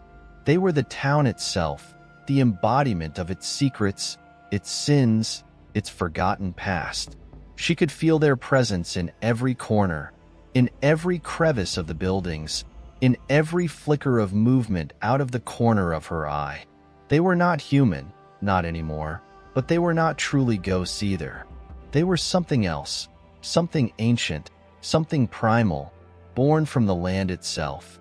They were the town's soul, and Clara was its new keeper. The buildings loomed over her as she walked down the main street, their once proud facades crumbling, their windows shattered, their doors hanging open like gaping mouths. Each one seemed to whisper a name, a memory, something that once mattered but had been lost to the sands of time.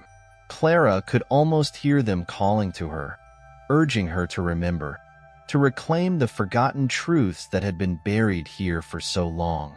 But Clara had no memory left to reclaim. Her past, her life before this, had become a blur, like a dream fading with the dawn.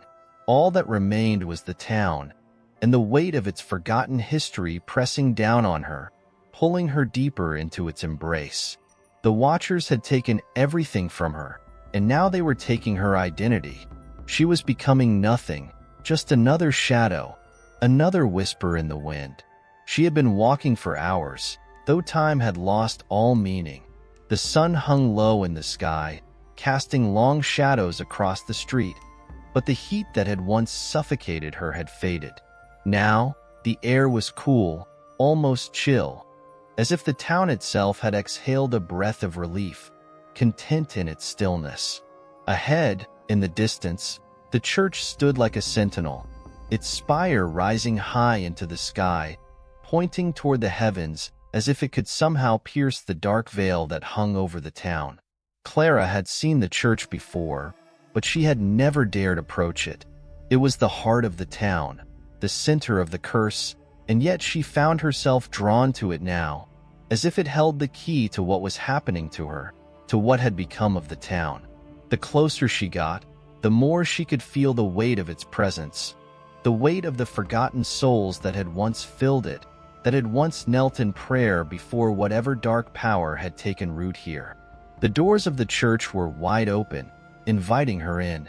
She hesitated for a moment, but the pull was too strong. She stepped across the threshold. Inside, the air was thick with dust, and the light filtering through the broken stained glass windows cast eerie, fragmented colors across the floor. The pews were empty, their wood cracked and decaying, the cushions long since rotted away. The altar at the front of the church was draped in shadows, but Clara could feel its presence, the heavy weight of something ancient, something that had been waiting for her. As she walked toward the altar, the whispers grew louder, more insistent. They seemed to come from every direction, from the walls, from the pews, from the very air itself. They were not words, not any language she knew, but they were familiar all the same. They were the voices of the past, the voices of the forgotten, of those who had once worshipped here and had never left. Clara reached the altar, her fingers brushing against the cold stone. She could feel it then, deep within her, a presence, something vast, something overwhelming, something that had been waiting for her to arrive. It was not just the Watchers, not just the ghosts of the town. It was the essence of the town itself, the spirit of the land that had been corrupted, twisted by the curse that had bound it. She closed her eyes, feeling the weight of the town's history pressing down on her, suffocating her. The memories of those who had once lived here, the lives that had been stolen, the people who had been forgotten, all crashed over her in a torrent of images, of sounds, of sensations. She saw their faces, pale, hollow, their eyes wide with terror as they too had come to the altar, as they had come to the heart of the curse. And in that moment, Clara understood. She was not the first to come here. She would not be the last. The Watchers had claimed the souls of those who had come before her, and now they were claiming hers. The town was not just a place. It was a living thing, a creature that fed on the souls of those who stumbled into its grasp, and once it had consumed enough, it would fade into the earth, taking with it everything and everyone it had claimed. Clara had crossed the line. There was no turning back now. The Watchers were part of her. The town was part of her. She was one of them now. A whisper, a shadow, a name forgotten by time. And she would never leave. Chapter 13. The Longing of the Lost. Clara no longer knew how long it had been since she crossed the threshold of the church. Time had ceased to exist in any meaningful sense. Each passing moment felt like an eternity, stretched thin by the weight of the town's grip on her. She had wandered aimlessly for days, or was it weeks? Her footsteps taking her down the cracked streets, through the decaying houses, and back to the places where her mind could no longer discern the boundary between reality and nightmare. The town had changed her. Its air, once dry and scorching, had become cool and oppressive, as though the earth itself was holding its breath, waiting for something. There was no life here anymore, no creatures stirring in the corners, no sound but the rustling of the wind in the dust. The dead had taken it all, the birds, the animals, the insects, leaving only silence in their wake. The only movement was the occasional flicker of shadows in the periphery of her vision, as if something or someone watched her from just beyond the edge of sight. Clara's body had grown weaker, but her mind had become sharper. She could sense things she hadn't before. The way the earth trembled beneath her feet, the way the wind whispered secrets only she could hear. The watchers were always with her now, not voices in her head, but tangible, real presences, shifting just out of sight, but ever so close, circling her like hungry wolves. The air was thick with their longing, a desire to pull her deeper into their grasp. And Clara felt it, too, the pull, the draw to return to the heart of the town, to the place where the curse had begun, to the very source of all the darkness that had claimed her. There was no escape. There was only the town, and the town wanted her. But it wasn't just the watchers. It wasn't just the whispers and the shadows that tugged at her mind. Clara could feel something else now, something more profound. A loneliness had settled deep within her chest, a gnawing ache that couldn't be ignored. The town's curse had taken everything from her. Her memories, her life, her very identity. But now it was reaching deeper, pulling at the last vestiges of her soul, leaving her desperate, longing for something, anything, that could fill the emptiness that stretched out before her like an endless desert. She wandered the streets, her feet dragging against the cracked pavement as the cold winds whispered around her. Each step took her further into the town's heart, into the labyrinth of its forgotten history. The buildings loomed over her like sentinels, their once gleaming facades now dull and weathered, their windows dark and empty. She could feel their eyes on her, their hollow gaze following her every move.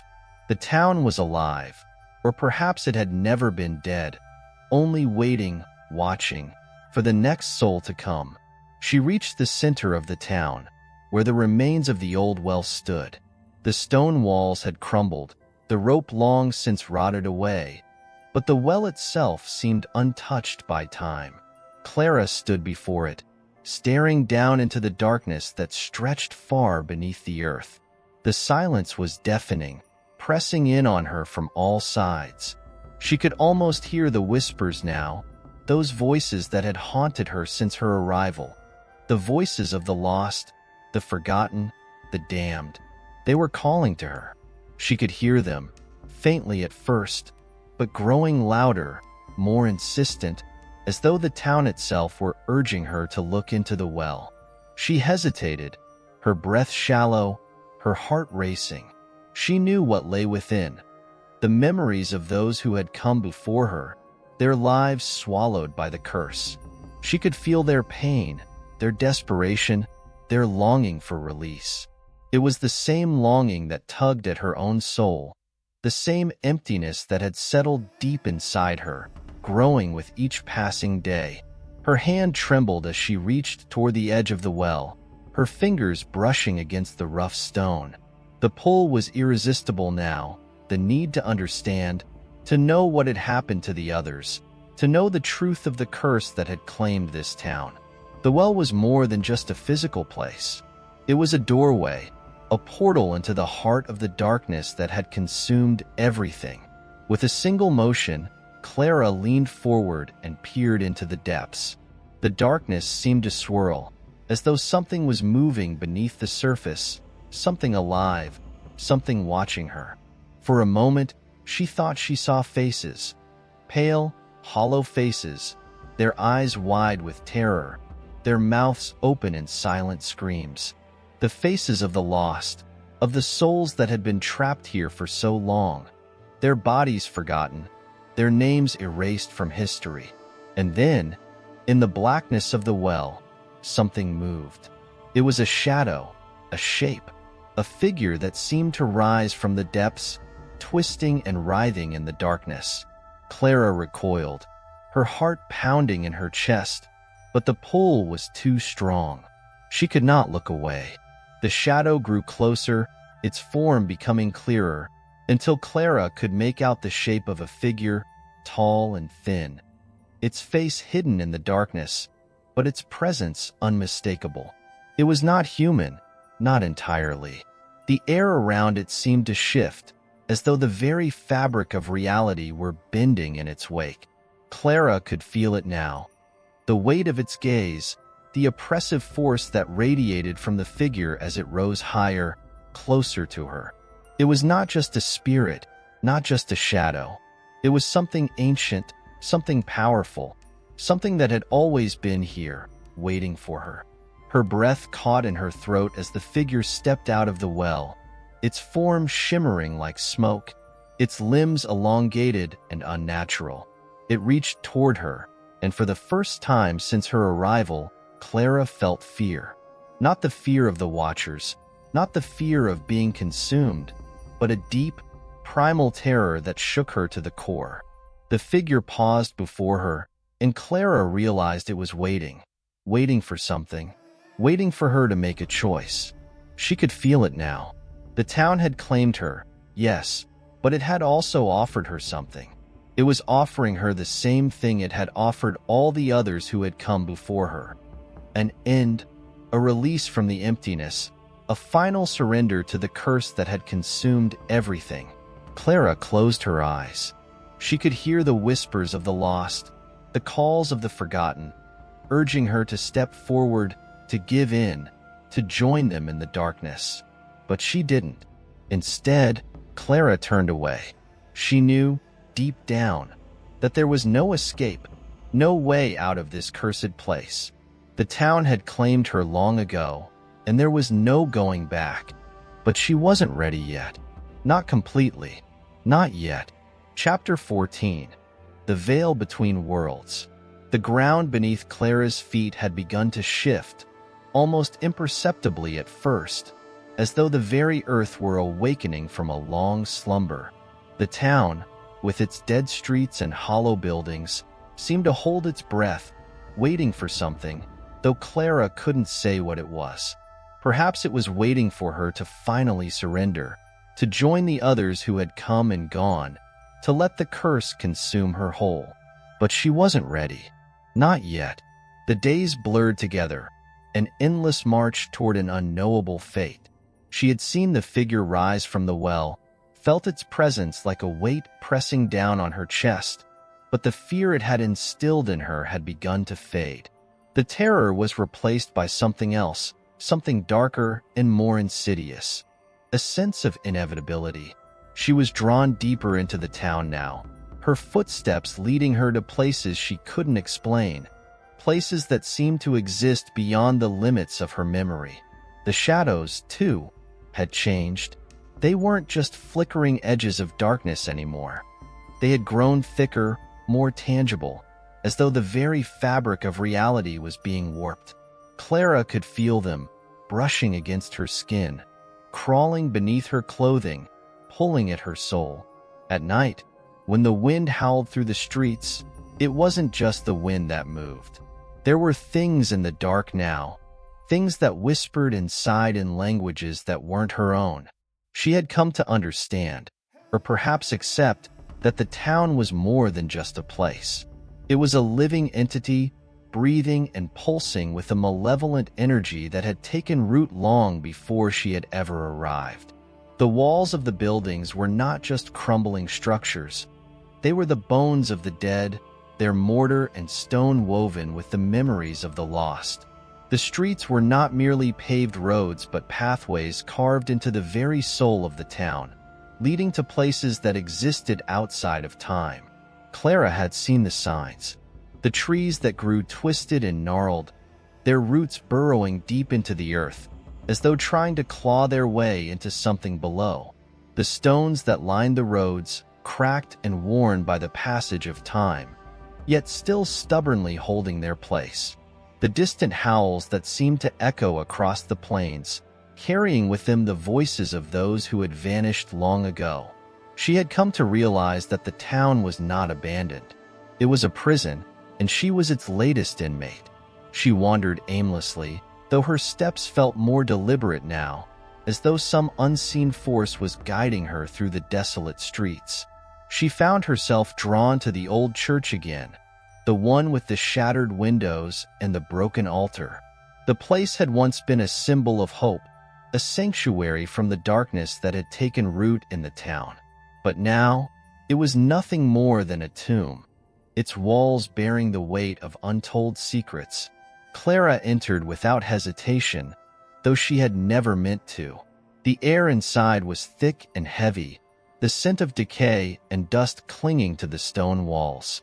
She could feel the presence of something ancient in the air, an energy that radiated from the very foundation of the building. The church had been built long ago, its stonework intricately carved with symbols and runes she couldn't understand, but now it seemed to pulse with a life of its own, as though it had become a vessel for something far more sinister. She moved through the aisles, her footsteps echoing in the stillness, until she reached the altar. The once pristine altar was now covered in a thick layer of grime, its surface stained with dark, oily marks. It felt wrong, like the place itself was resisting her presence. Clara hesitated, her hand hovering over the surface of the altar. The air around her seemed to grow colder, and the whispers, those ever-present whispers, grew louder, more frantic, as though something was trying to warn her. But she was too far gone, too far into the web of this cursed town to turn back now. Her fingers grazed the cold stone, and immediately, the room seemed to shift. The walls trembled, the air thickened, and Clara felt a strange pressure building around her chest, as though something was pushing against her from all sides. The ground beneath her feet cracked open, revealing a fissure deep within the earth, its edges glowing faintly with an unnatural light. From the depths of the earth, a figure rose. It was the same shadow she had seen at the well, but it was no longer a mere presence. It had taken shape, its form now fully visible in the dim light of the church. Its body was tall and skeletal, its limbs long and unnaturally thin. The skin stretched tight over its bones, pale and translucent, as though it were made of smoke and shadows. Its face was a blur of darkness, a swirling void where eyes and mouth should have been, but Clara could feel its gaze, sharp, piercing, burning into her very soul. The figure extended its hand toward her, and Clara felt a cold, paralyzing force grip her body. She tried to move, tried to scream, but her limbs refused to obey. She was frozen, trapped within the figure's gaze, its very presence locking her in place. The air around her grew thick, suffocating, as though the church itself were closing in on her. The figure leaned closer, its form shimmering like smoke, its outline flickering in and out of existence. And then, for the briefest of moments, Clara saw it. A glimpse of something behind the figure, something vast and endless, a darkness that stretched far beyond the walls of the church. It was as if she were looking into the very fabric of the world, and beyond it, into the abyss where the town's curse had originated. The whispers were louder now, deafening, a cacophony of voices crying out from the depths, their words unintelligible but filled with desperation. The figure reached out again, its fingers curling into a claw, and Clara felt a searing pain in her chest, as though the darkness were reaching into her very heart. She could feel it, the curse, the thing that had taken hold of this place, the thing that had claimed so many before her. It was inside her now, deep within, gnawing at her from the inside out. It wanted her. It wanted to consume her, to swallow her whole and erase her from existence. But then, just as the darkness seemed to close in around her, Clara felt something else, a strange pull, a tug at the edges of her consciousness. The figure hesitated, its grip loosening ever so slightly, as though it were aware of the struggle within her. Clara's vision blurred, the shadows swirling around her, and for the first time since her arrival in the town, she felt the weight of her own will. She didn't know what she was doing, but instinct told her to push back, to fight, to resist. With a sudden surge of energy, she broke free from the figure's grasp. She stumbled backward, her breath ragged, her chest heaving with the effort. The church seemed to shudder around her, as though it were collapsing inward, the walls cracking and groaning under the weight of the darkness. Clara didn't look back. She turned and fled into the night, the whispers of the lost still calling after her, but she didn't listen. She couldn't. There was no turning back now. The town had claimed her, but she wasn't ready to give in. Not yet. Not yet. Chapter 15. The Darkening Hour.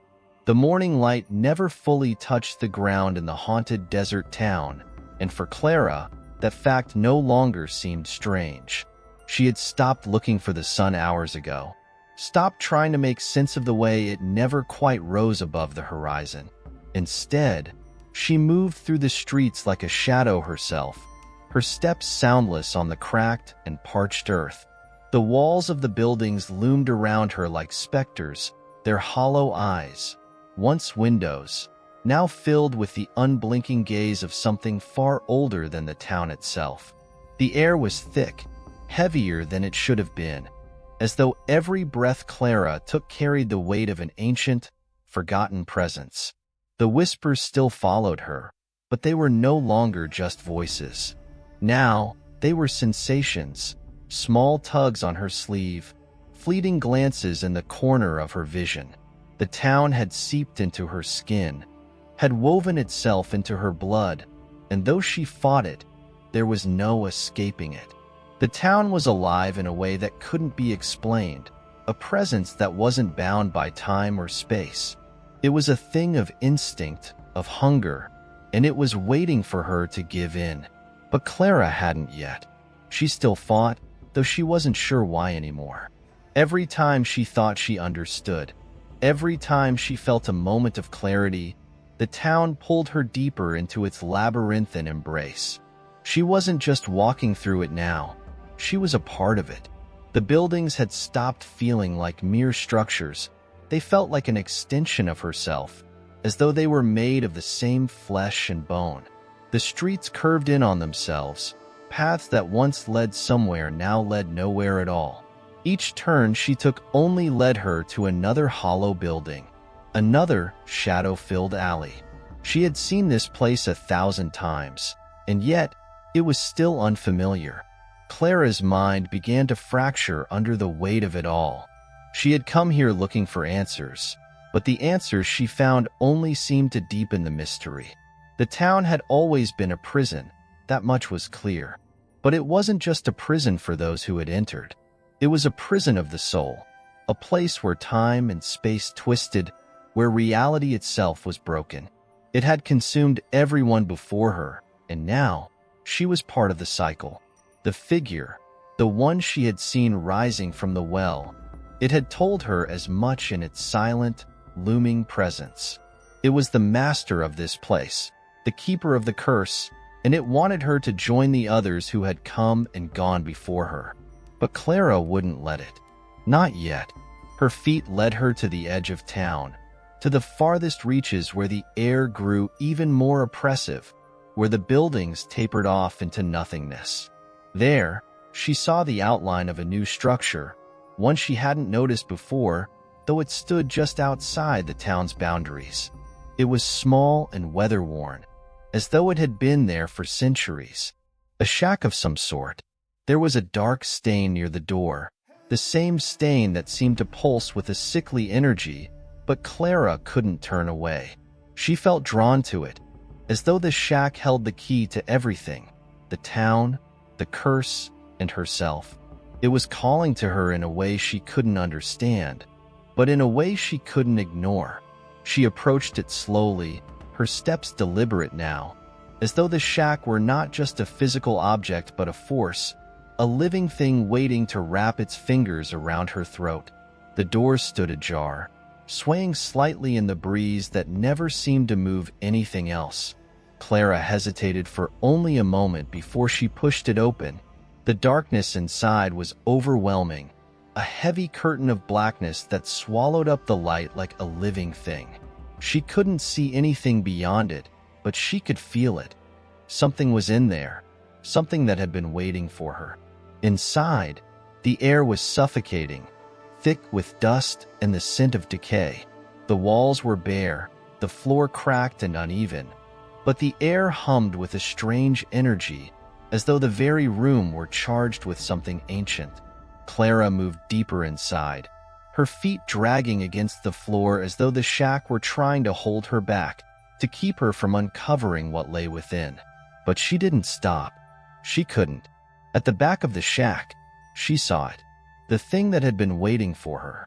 A mirror. It was large, out of place in this desolate structure, its frame intricately carved with symbols that seemed to shift as her eyes moved across them. The mirror itself was cracked, though the shards seemed to pulse with a strange, otherworldly light.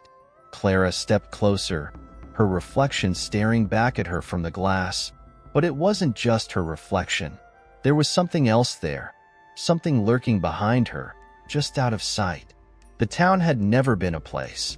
It was a mirror, a reflection of something far more dangerous, and Clara had only just begun to understand the price of looking into it. The mirror was the heart of the town, the source of its power. It was not just a tool. It was the gate, the doorway between worlds. The whispers had been coming from here all along, from this very place where the veil between the living and the dead thinned. She had been drawn to it like a moth to flame, and now she was too close to pull away.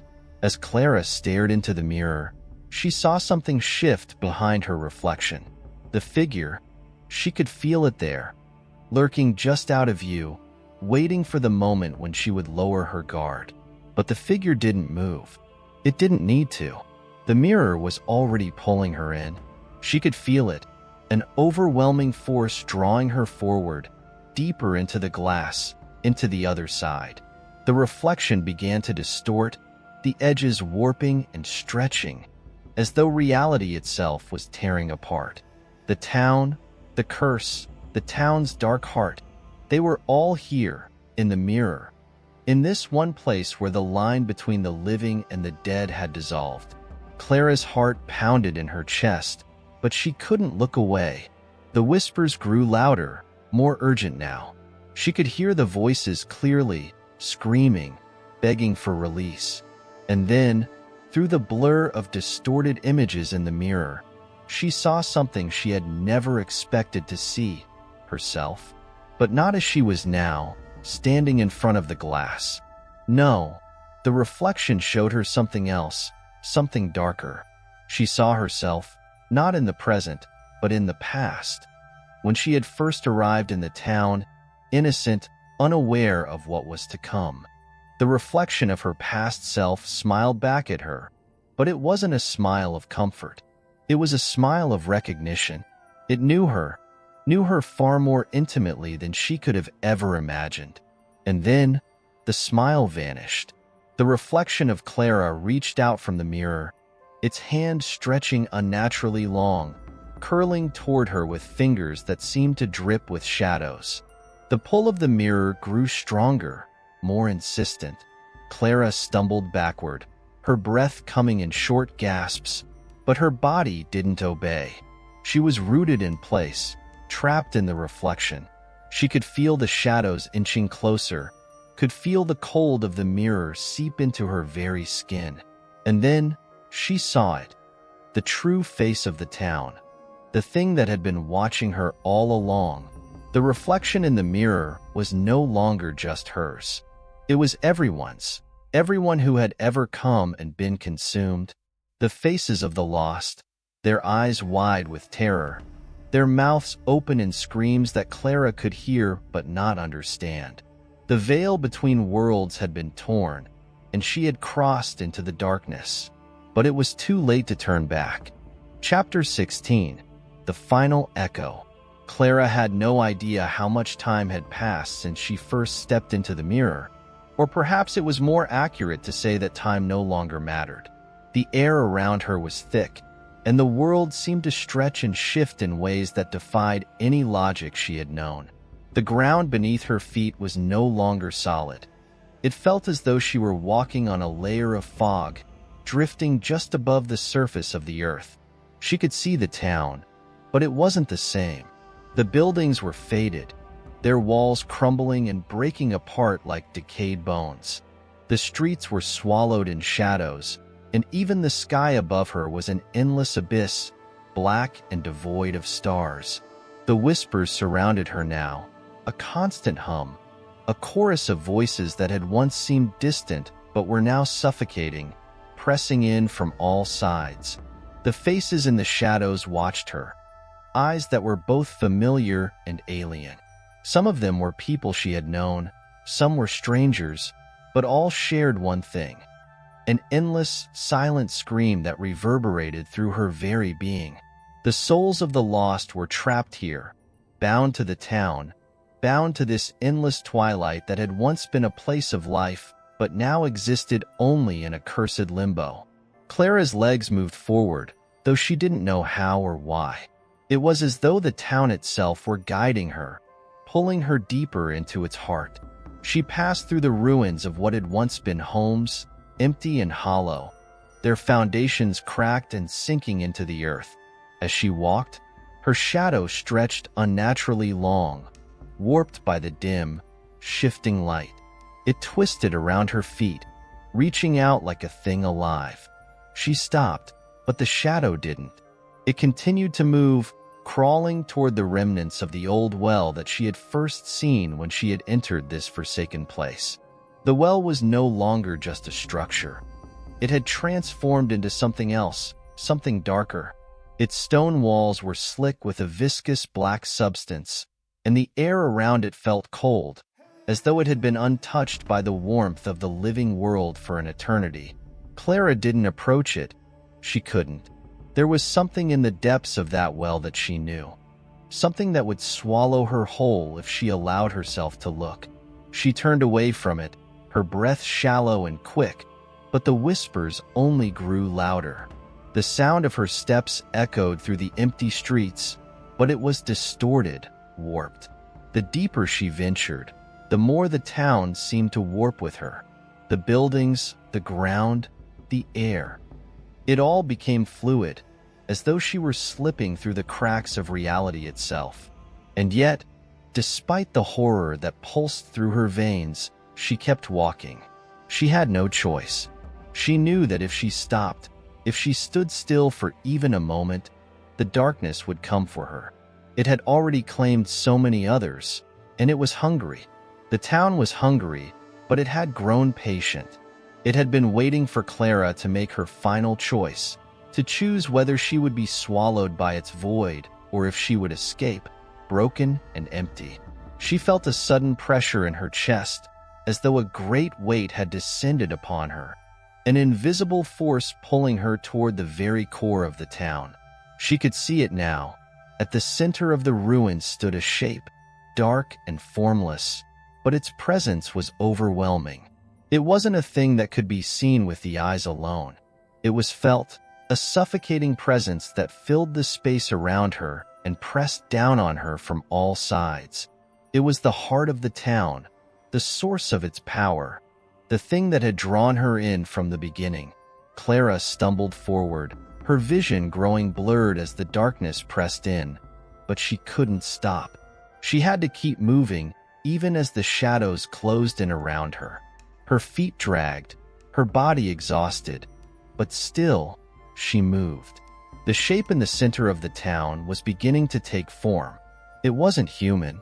It was something else, something older, far older than the town itself.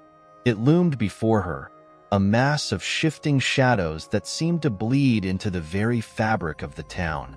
Its form was indistinct, as if it were made of the very night, its edges constantly shifting and bending, never fully solid. It was both distant and close, a presence that surrounded her and filled every inch of space. Its form twisted and reformed, growing larger with each passing moment.